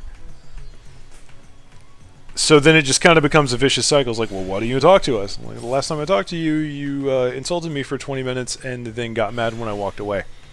So, yeah. Just a parent thing. They'll always talk for as long as you let them. Almost 40. My mother still does it to me. Yeah, it's fair. They don't know how to communicate, so they're trying how they think it will work. But man, yeah, but if oh, 30. Yeah, but if okay, I'm almost 30 myself, and me and my dad have gone round and round about my antisocial behavior for my entire life. And for the past 18 fucking years, he has not switched up his approach other than, okay, leave him alone, or no, fuck you, you're going to be social whether you like it or not. He has no in-between. And lately, he's actually adjusting in the past couple of weeks. But there has been no switch up aside from those two extremes. People. My family, they say, going to chat for a minute, best get your handheld and book because it's going to be an hour chat. I know, man. Say introverty, not antisocial. I say antisocial because it's accurate, at least for me. To be fair, if friends were to say that, I assume they're just ribbing. To a point, yeah. Parents were clever, that would be known at this point. Yeah. Yeah. Honestly, this is one of the reasons that I kind of don't want to have kids at any point anytime soon. If ever. Because, bruh, if they're not like me, I am going to have no idea how to deal with their shit. It's like, my god, imagine if I had a son who was extremely extroverted. I'd lose my damn mind. He'd probably lose his. Okay, what do we got here? We still need fucking 3 more runs? 4 more runs. Still need 4 more runs. God damn it. We'll learn the hard way. The antisocial. If you met my brother, make me look like an extrovert.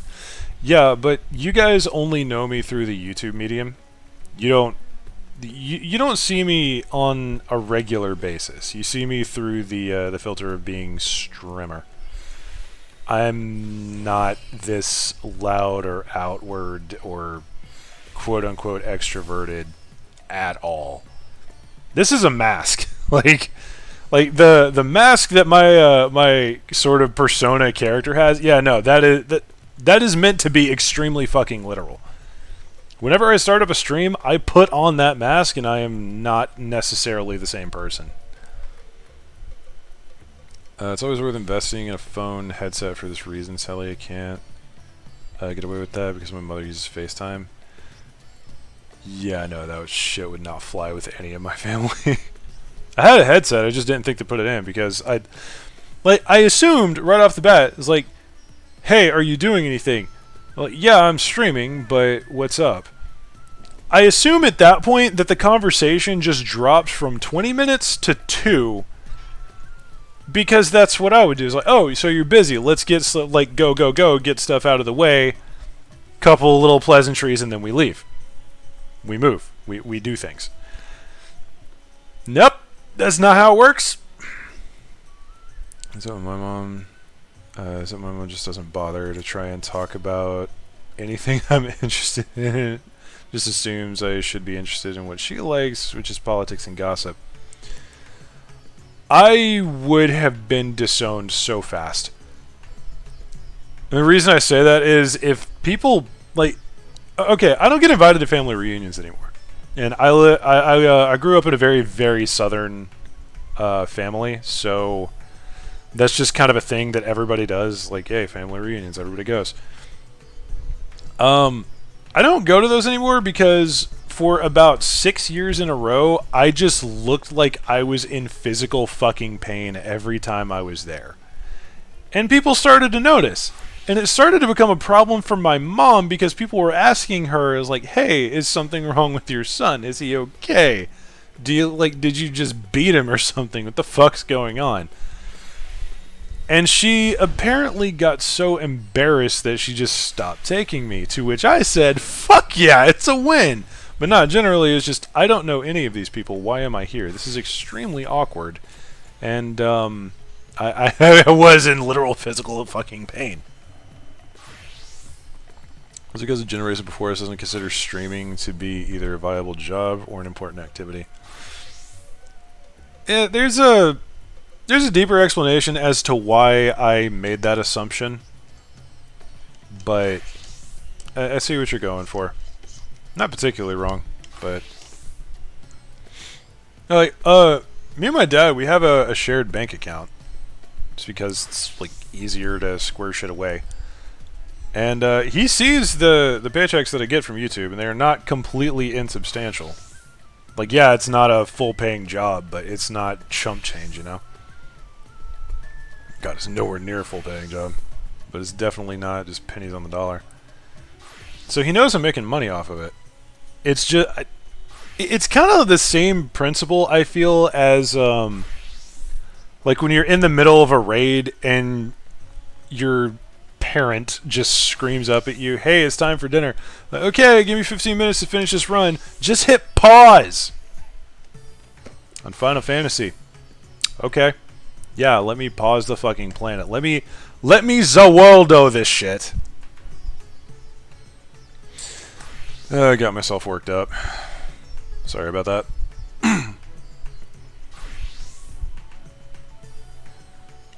Bruh. I didn't mean to rant that long on that. My bad, man. I'm sorry. Yeah, that kind of killed the vibe, if I'm honest. Bruh. Okay, let's do something else. I might do more Troya. No, I'm not. And older generations don't seem to understand. Lots of games don't have a pause button anymore. Eh. My dad learned that like years and years ago. But his answer to that, and he doesn't do this anymore, but like when my dad will call me to do something, like if he needs help with something or whatever, and again, he doesn't do this anymore, but he used to do this shit fucking constantly, and it drove me up a wall. I would say, like, okay, kind of in the middle of a thing, give me like 10-20 minutes to finish this off, I'll come whatever. And he said something to the effect of, your game is not as important as helping us around the house, turn it off. So at that point, I just took it as, okay, you don't fucking care about anything I'm doing. So, basically when they're home, or when my dad's home at least, I just don't do shit online. Or rather, I do shit online, but I usually, unless I am dead sure that there is nothing that needs to be done, I do not get into a queued match of any description that does not take 5 minutes. Crystalline Conflict actually made it a lot better, but yeah. It's dinner for a game, it's a lecture and half most of the crew knows. Yep. Yep. Yep. Yep. Those were the worst ones.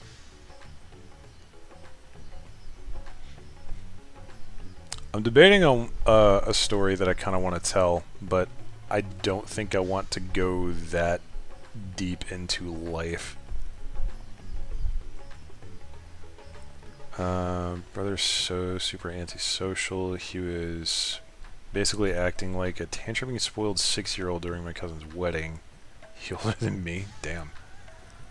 Good to live by yourself. Dude, I would love to, but I have no money.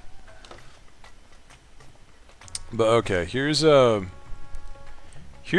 of the things that that my dad has done that absolutely drove me up a fucking wall. So generally, if and this does not happen nearly as much anymore, because if we're having dinner like together, then we're both cooking at this point in life, or like it'll be more of a casual sort of deal. I'll just like throw together something real fast. But anyway, back when it was more of a family affair, I had my girlfriend at the time over, and we were upstairs just watching Game of Thrones, I think. We were just kind of chilling, hanging out, and I'm not gonna explicitly say what was going on, but I'm just gonna say that Netflix could have easily been involved in this scenario. And bear in mind, my dad is the type of person, like, the first girl I ever went out with, first girl I ever got intimate with, she just showed up one day at the same time that he was pulling into the driveway. He fucking let her in, saw that I was cooking, said, "Hello, I'm going to the store, I'll be back in like 3 hours," and then just fucked off. I didn't see the man until about midnight.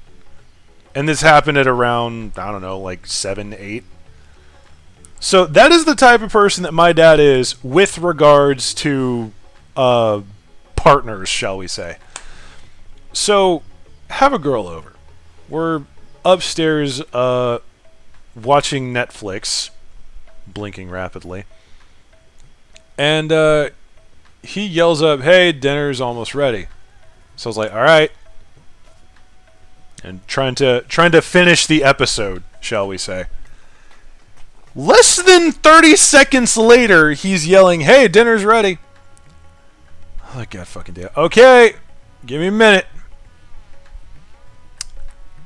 Continue to try and finish the episode. 1 minute later, "Hey, get the fuck down here, dinner's ready." I'm like, I am going to fucking murder somebody. Yeah, the dynamic between me and my dad is very, very strange at times.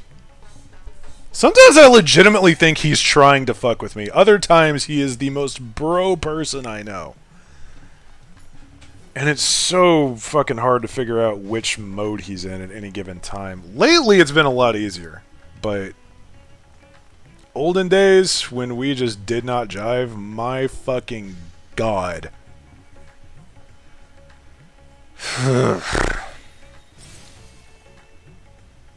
I'm in a very ranty mood tonight, guys. I'm sorry. Talking about life and shit. Alright, you know what? Let's do a couple of PvP runs. And I'm going to pop over to Gunbreaker. Yeah, boy. We're just going to hang out a bit. We're going to chill. We're going to spin down a little bit. I say that. I'm probably about to lose my ass on PvP.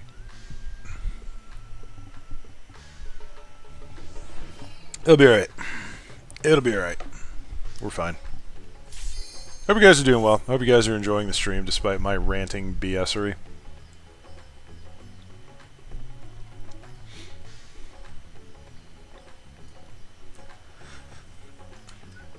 Oh yeah, I mentioned the cat earlier.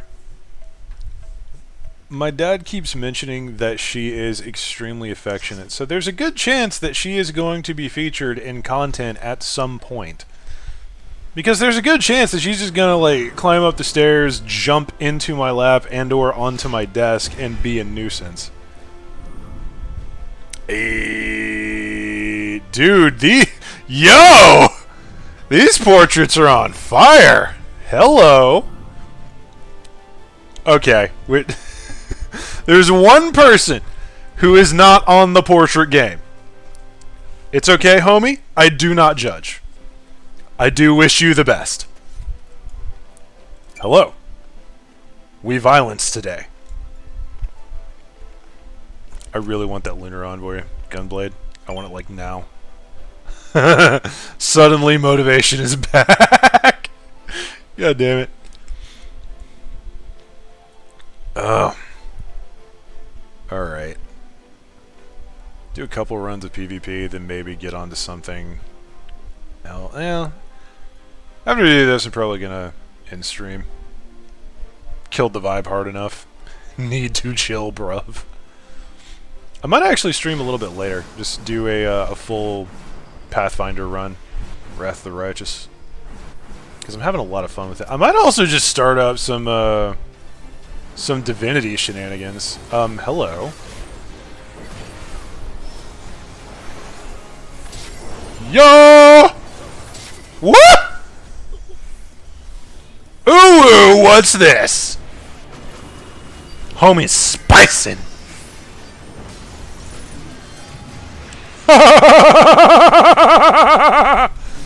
I don't know what the hell that sound effect was. I'm sorry.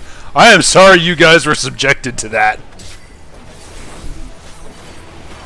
Would you like to die? Why did I do that? That was a waste.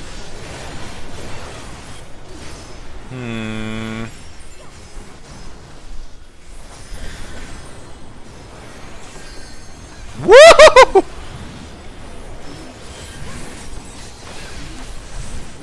Oh, no. Fuck. I don't know what caught me, but that hurt. Good old PvP. Hell yeah!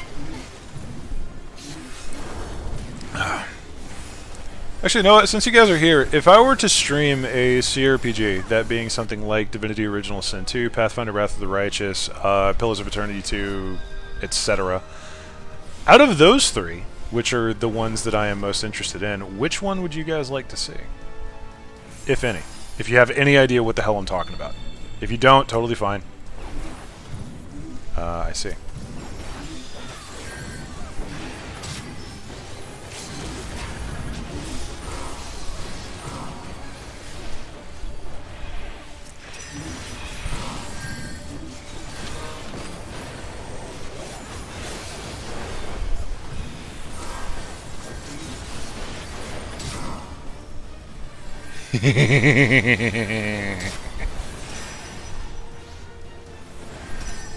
Okay, look, man, you ain't just gonna sit back here and fucking shell us. No. No. In-fucking correct! Okay, Angie Gun Bunny is now on the field. We are playing the games. What's going on in this neck of the woods?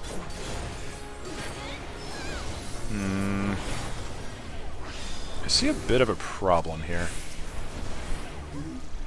Yo, give me that so I can do this.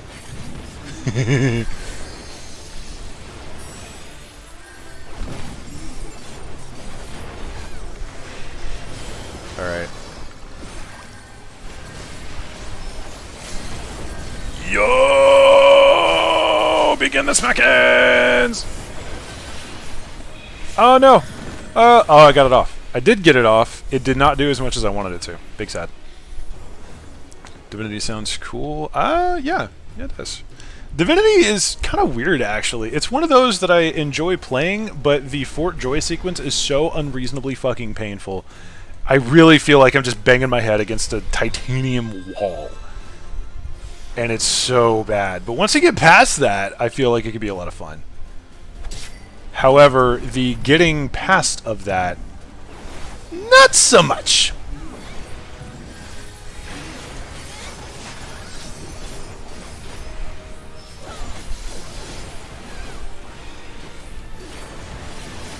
I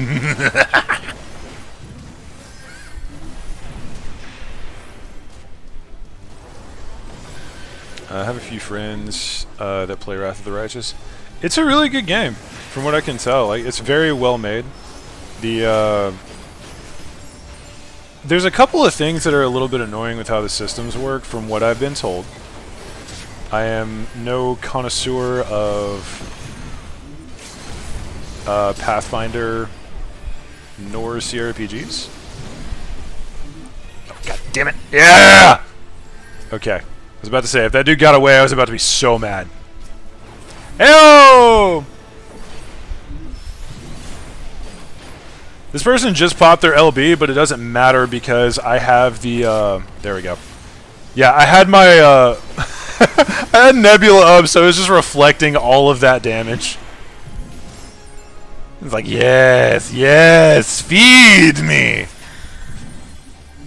Fam, where are you going?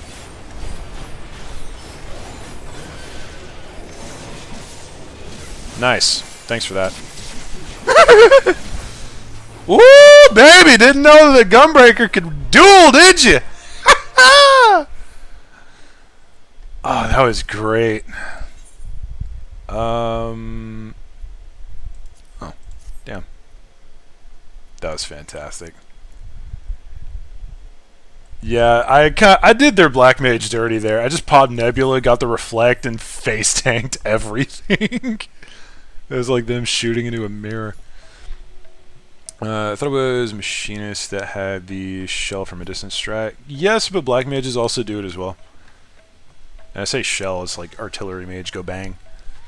So the one thing you can't control in CC your team. Accurate. After Fort Joy is so good, but the worst part is how many times you restart the game to try a new build, then suffer again. Exactly. And a lot of the builds that I want to try are absolute garbage in the early game. So one of the builds that I really want to play is the sort of Death Knight or Blood Knight, where you go Necromancy Warfare and just sort of mash those together and become a regen tank. But there's a couple of specific things that I don't like about it, how it's sort of... It's not health regen that keeps you alive, it's armor regen. I'm not a big fan of that.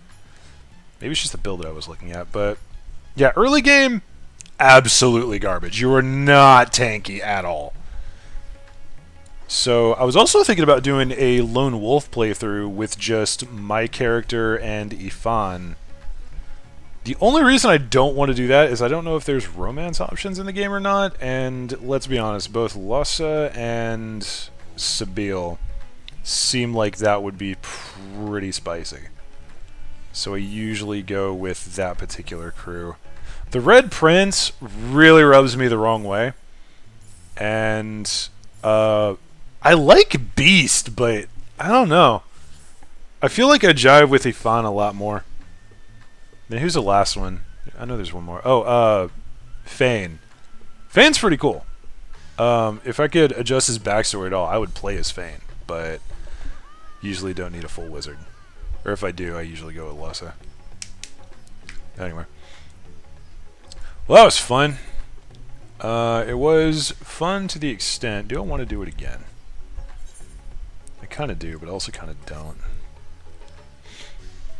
Damn, now I got thinking about... RPGs. Oh, slight adjustment. Now I also kind of want to go do world building stuff and get working on campaigns, so that's nice. May very well do a CRPG stream soon. Could start with Divinity. Divinity seems to be the go-to. A lot of people like. I am all over the damn place today, and it is not fun. How much more do I need? I would need one more PvP match and then 3 more runs. No, I would need 4 more runs. 5 more runs. Okay, yeah, I'm not I'm not getting the gunblade today. We just go and chill. It's the same for me, but he actually gets kind of cool later on. And not so early. Yeah, that's fair.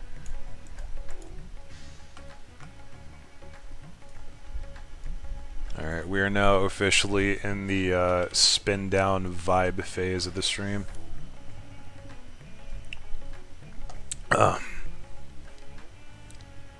Yeah, there's a lot of games that I've always wanted to do full playthroughs of, and then I just kind of not. I don't know why. Well, I do know why. I want to take it to YouTube, but then I start on it and it just doesn't feel right, so I stop. And usually before I even upload anything,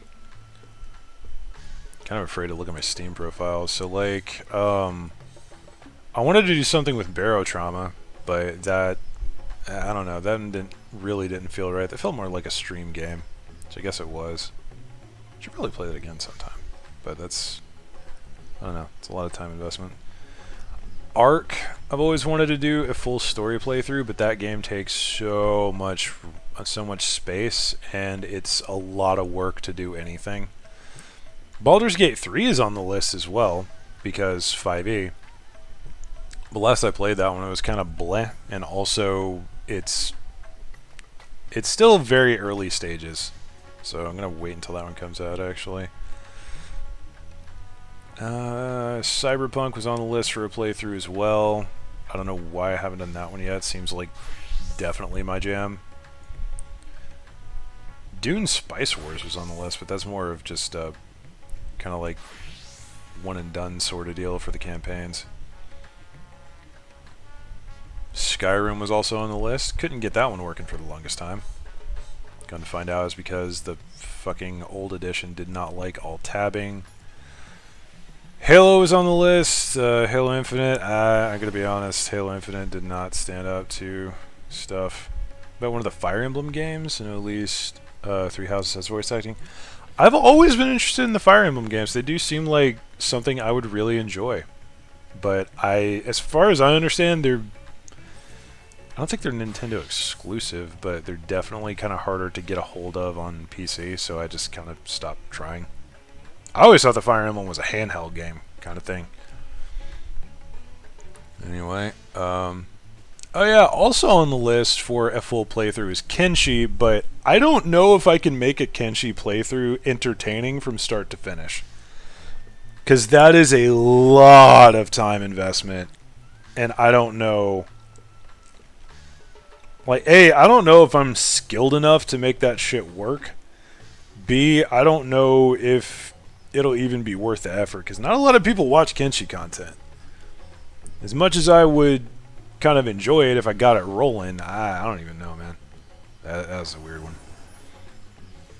Bannerlord's also on the list, but same thing. I don't know how to make that one entertaining all the way through unless I do like a full joke run. Outer Worlds, yeah, I stopped trying. I don't know why that one's so difficult. I was gonna do a full in-character playthrough of Outer Worlds, and it felt so artificial when I was going through and editing it, so I just didn't. Gremlin is made by Intelligent System, which is owned by Nintendo. That makes sense. Doing a meme run of Final Fantasy X. It's on my wish list. I don't own it yet, but yeah. If I can get a hold of some of the later Final Fantasy games, then I'll give them a shot. So if you do CRPG vids, should try and play it blind for stream, or vids people watching like that a lot more. At least I do. That's fair. I'm seriously debating doing a number of Pathfinder Wrath of the Righteous playthroughs, and here's why. In the early stages, you can kind of decide what kind of tone you're going to set for your party, and every time that I've played through so far, I've kind of picked the sort of evil path because I'm very disenfranchised with religion. In case you guys haven't noticed, it's sarcasm. Of course, I'm very anti-religious. So the concept of like really falling in with these sort of more, I don't want to say like religious or holy people, but yeah, people who kind of believe in the whole greater good, angels kind of thing. I'm just like, nah, fam, that's not how the world works. So what I want to do with Wrath of the Righteous is I want to do a full playthrough from the perspective of like a pure lawful stupid paladin crusader, and I want to do that one first because I feel like that's the way the game is kind of quote-unquote meant to be played. Then I want to do a full Scorch the fucking Earth demon run. Because Pathfinder Wrath of the Righteous has mythic paths that you can take. And there's a bunch of different ones. I was talking about this earlier. There's Angel, Demon, Lich, Swarm that Walks is a really weird one. But there's a whole bunch of different kind of mythic paths that you can take, and they set a really, really specific tone to the campaign. So from what I've heard, if you go full demon mode and just like Doomslayer your way through shit, you can essentially end up with a large chunk of the abyss that bows down to you, and I fucking love that. But then there's also the whole thing of the Angel playthrough, because the game's name, Wrath of the Righteous, it's about a crusade against demons and devils, etc. So I'm a little bit torn, actually. I don't know which one to do first. I want to do the Angel one first, but I don't know if I'll be able to stick with it that long. Because, my god, Lawful Stupid gets on my nerves after about 10 seconds. But then, similar thing, I don't know how I could make that entertaining all the way through, because when I play Wrath of the Righteous, it's you can do a couple of different things with it. You can play it either real-time with pause or turn-based. I prefer turn-based, despite the fact that it's way slower. Just because that's kind of what it's what I like in a sort of tabletop-esque experience. And the real time with pause, I don't know, it's something about something in my brain, I can't keep up with what's happening. And I really should start thinking of it more as an RTS, but the controls are kind of awkward for that. At least to me. So it's a lot of excuses, I realize. I could get over a lot of this stuff pretty easily, but I'm trying to figure out the thing that I want to do to get over and actually work towards that will net me a decent amount of views and channel growth.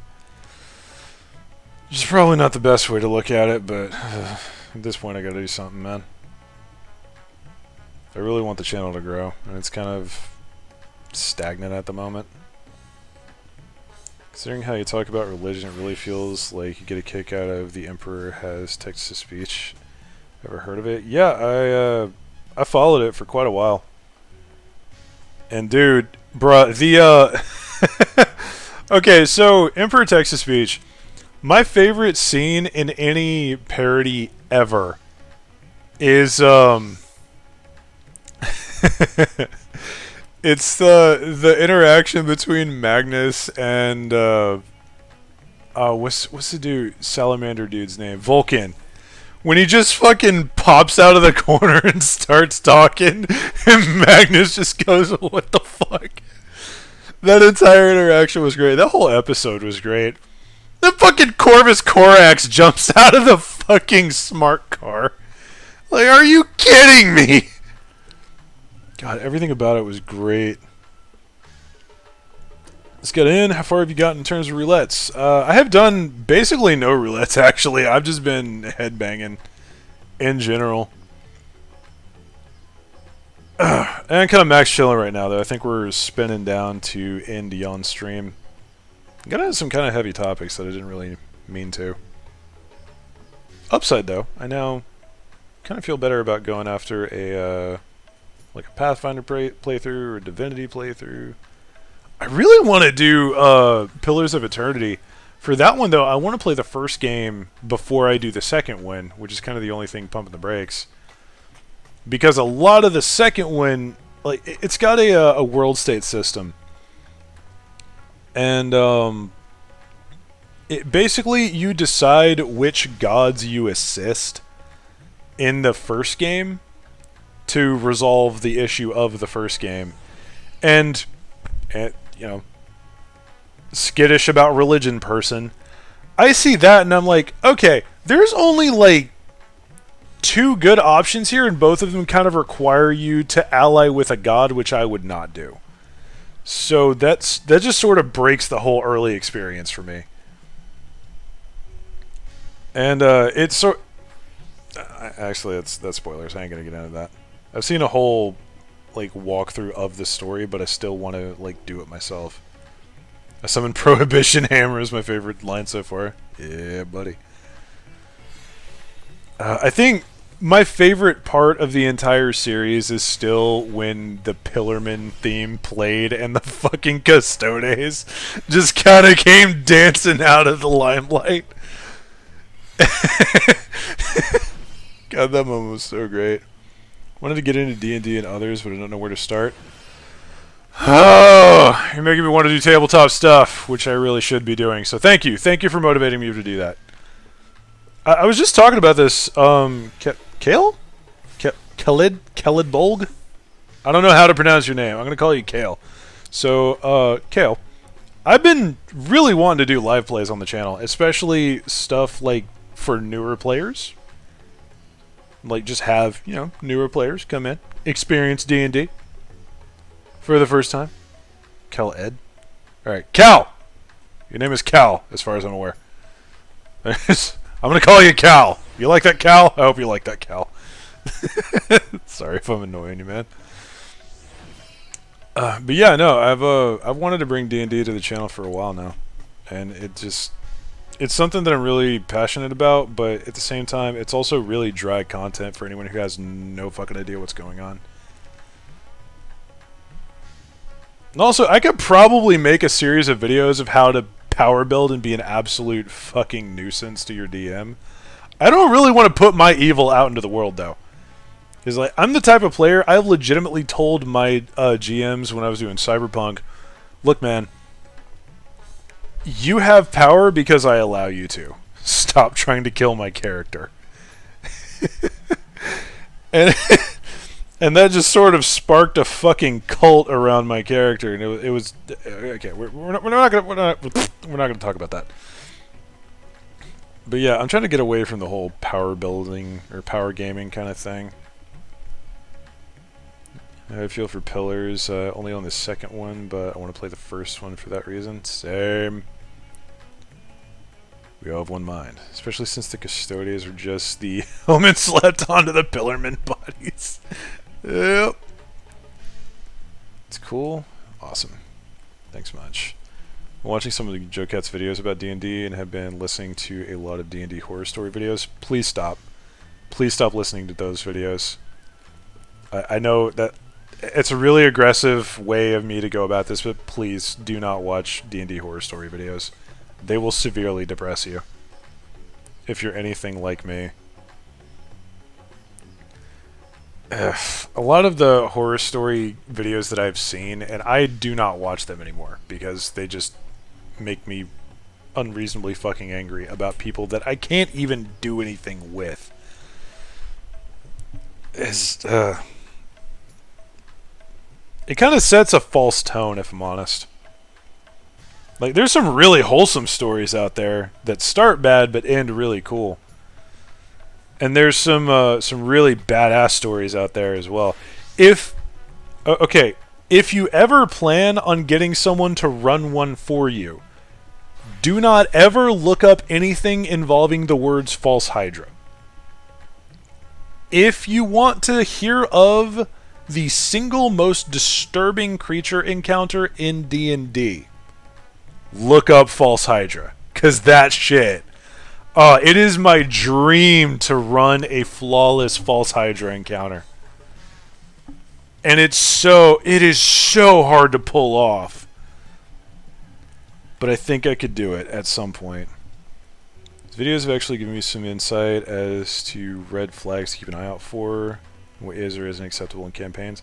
Yeah, it generally boils down to just, like, don't be a murder hobo psychopath. I mean, yeah. There's a lot of people who use D&D as a way to get around social restrictions that kind of keep them from just stabbing their neighbor in the throat and stuff like that. Those are the kind of people that I don't like playing with. Because if we're gathering around, if we're doing a D&D game, we're there for the story. Like, the combat's going to be cool. It's going to be a good part of it. The interplay between characters is going to be fantastic. There's going to be a lot of backstory stuff. But we are there for the main story. I, as a DM, that is my social contract to my players. We're not here to, like, power fantasy the entire world. We're here to tell a story collectively. It's my world, your characters, our story. And that's how I've always tried to look at it. At least lately. At some point, I was very GM versus player characters, and that's just unhealthy. Too late. Yeah, a lot of experienced D&D players have heard of False Hydra encounters, and they are so fucking cool. Very disturbing. I have this whole potential encounter set up, but I don't know how well I can pull it off. There's a lot of little details to note and keep track of, and I'm very bad at that. Yeah, it got me wanting to talk D&D now. I've not heard of them, and now I'm scared. I'm not going to tell you what a False Hydra does, and I would encourage you to never look one up unless you're like dead sure that no DM is ever going to run one for you.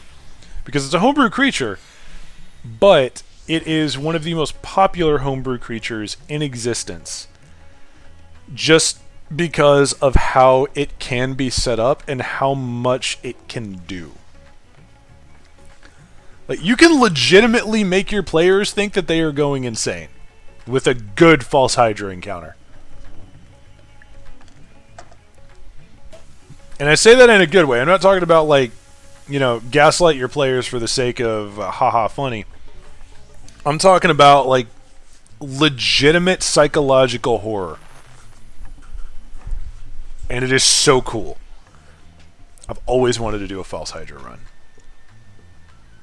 And the worst thing is, I can't just do one as a one-shot. It kind of has to be a big story point. Or at least it's gonna have big implications, unless you do it like a Monster of the Week kind of thing. I've actually wanted to do a Monster of the Week style kind of drop in, drop out set of games for a while now, but that's... I've got a world that I'm working on that is... It kind of works that way, but it's bruh. It's bruh. World building's hard.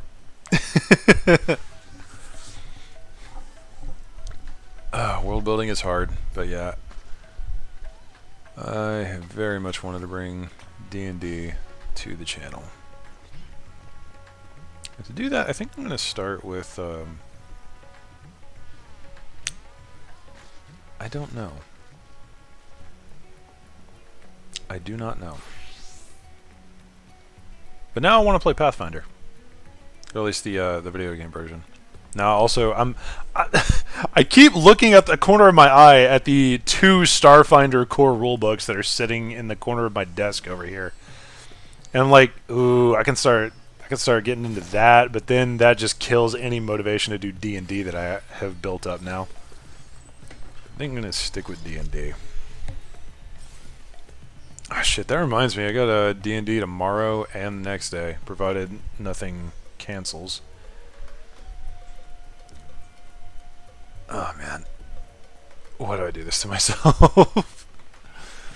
We've just been talking for like 20 minutes now. But apparently you guys are having fun.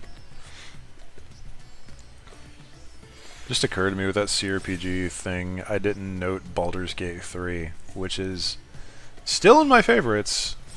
I haven't played it all the way through, but it does seem like something that would be fun. I've been thinking of bringing PlanetSide 2 back to the channel. Just as, like, maybe not a stream thing, but maybe a, like, hey, here's the roots of ya boy. That kind of deal. Songs of Conquest was pretty interesting as well. Sort of a Heroes of Might and Magic kind of deal. I wanted to give that one a playthrough, but it's not very early access, shall we say. It doesn't have a full storyline to play through. I would actually like to make my own storyline for it, but I would have to then study the factions, and there's so much work to do with anything that I want to attempt, and it's breaking my brain. Ugh. What do I want to do with my life? Go from chillin' to semi-heavy topic, back to chillin', and now we're having an existential crisis. This is the greatest stream known to man. God damn it. There's one CRPG-ish game I own. I like it, barely play it because I think I have late ADHD or something. Well, Tower of Time, rather interesting. I do not recognize that name, actually.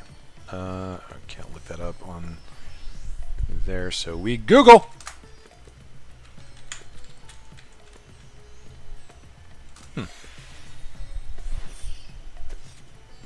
Looks quite interesting. Listed as a console game.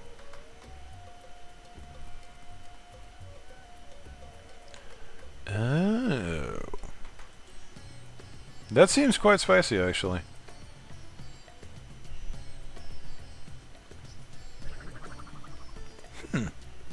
Story-rich dungeon crawler with innovative real-time combat. Fair enough. I will say I'm not a big fan of the whole real-time with pause thing, which is kind of what pumped the brakes on me for both Pathfinder and Pillars of Eternity. And I know that a lot of people get annoyed when you take a real-time with pause game and you force it to do turn-based. Yeah, I'm thinking I might do Divinity as a stream fairly soon. Seems pretty interesting. Could do that. By the by, remember the Hunter the Parenting series that was mentioned some time back? Very vaguely. The same creators, Empress, text-to-speech, and set in the World of Darkness setting. Okay, I remember, I think it was you telling me about that and saying that it was made by the same guys that did text-to-speech. I did not realize it was World of Darkness setting. By the way, let me just vent for a second here.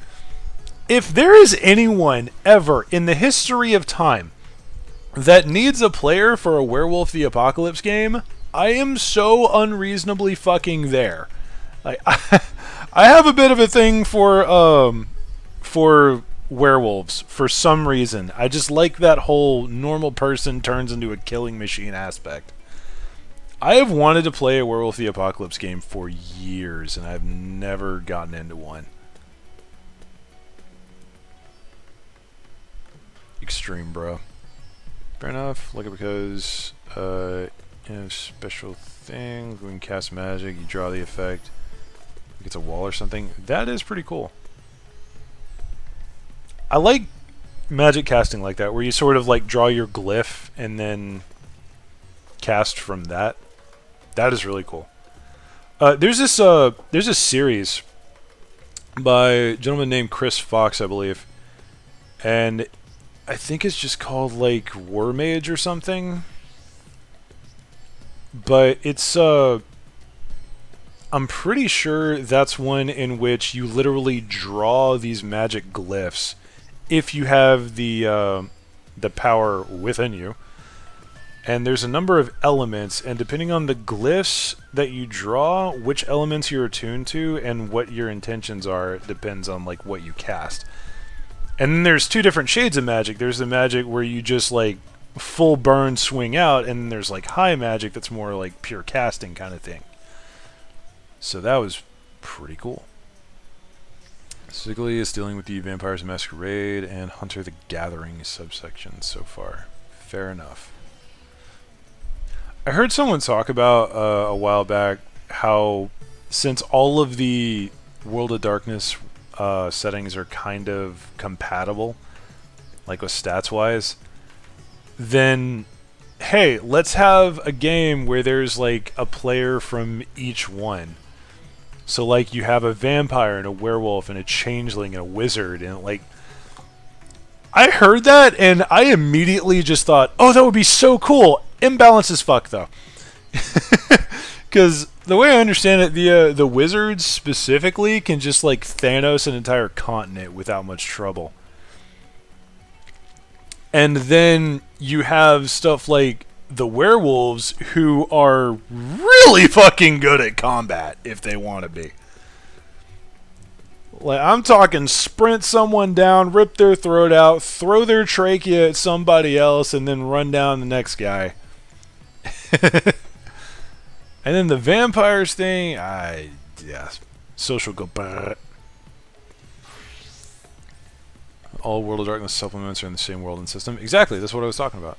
So like they're all compatible as far as I understand. It's just some of them way more spicy in certain areas than others. Like goddamn. You know, I've always wanted to play a werewolf game, especially if I can kind of like sort of uptick it to be, dude, imagine a werewolf pack in Night City, like Cyberpunk the Apocalypse.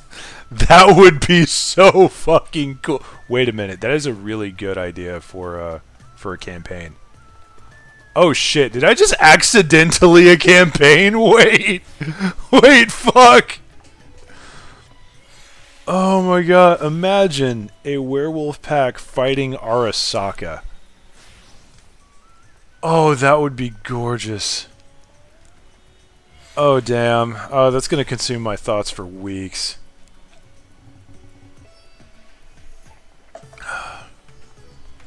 Balance very late. Not everyone thinks you're streaming. Yeah, no problem, man.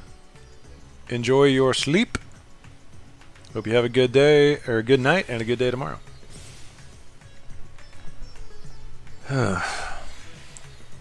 Alright, before I get too many more ideas, I think I'm going to go ahead and cut it off here. Werewolves are caused by cyberpsychosis. Wait, that could also be a really good idea.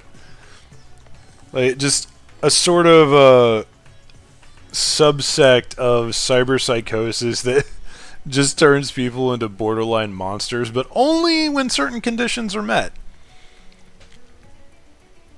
I might be running a Cyberpunk Red campaign soon, guys. Jesus. Okay. Yeah, before I get completely consumed by ideas, I'm going to go ahead and cut the stream. We got a good 2.5, almost 3 hours out of it. I hope you guys enjoyed. Tricked you into starting one. No, you haven't. Not quite yet. I've still got a D&D game to play with. I've still got Starfinder to learn, and then we get Cyberpunk. But anyway. Hope you guys enjoyed. Hope you guys catch the next one, whatever I may be doing. I am seriously debating doing a full playthrough of Wrath of the Righteous. Maybe I'll do Divinity. I don't know. We'll see. We'll see later. Yeah, for now. If you guys enjoyed, if you did, drop me a like, subscribe, etc. Y'all have a wonderful day, and I will see y'all next round.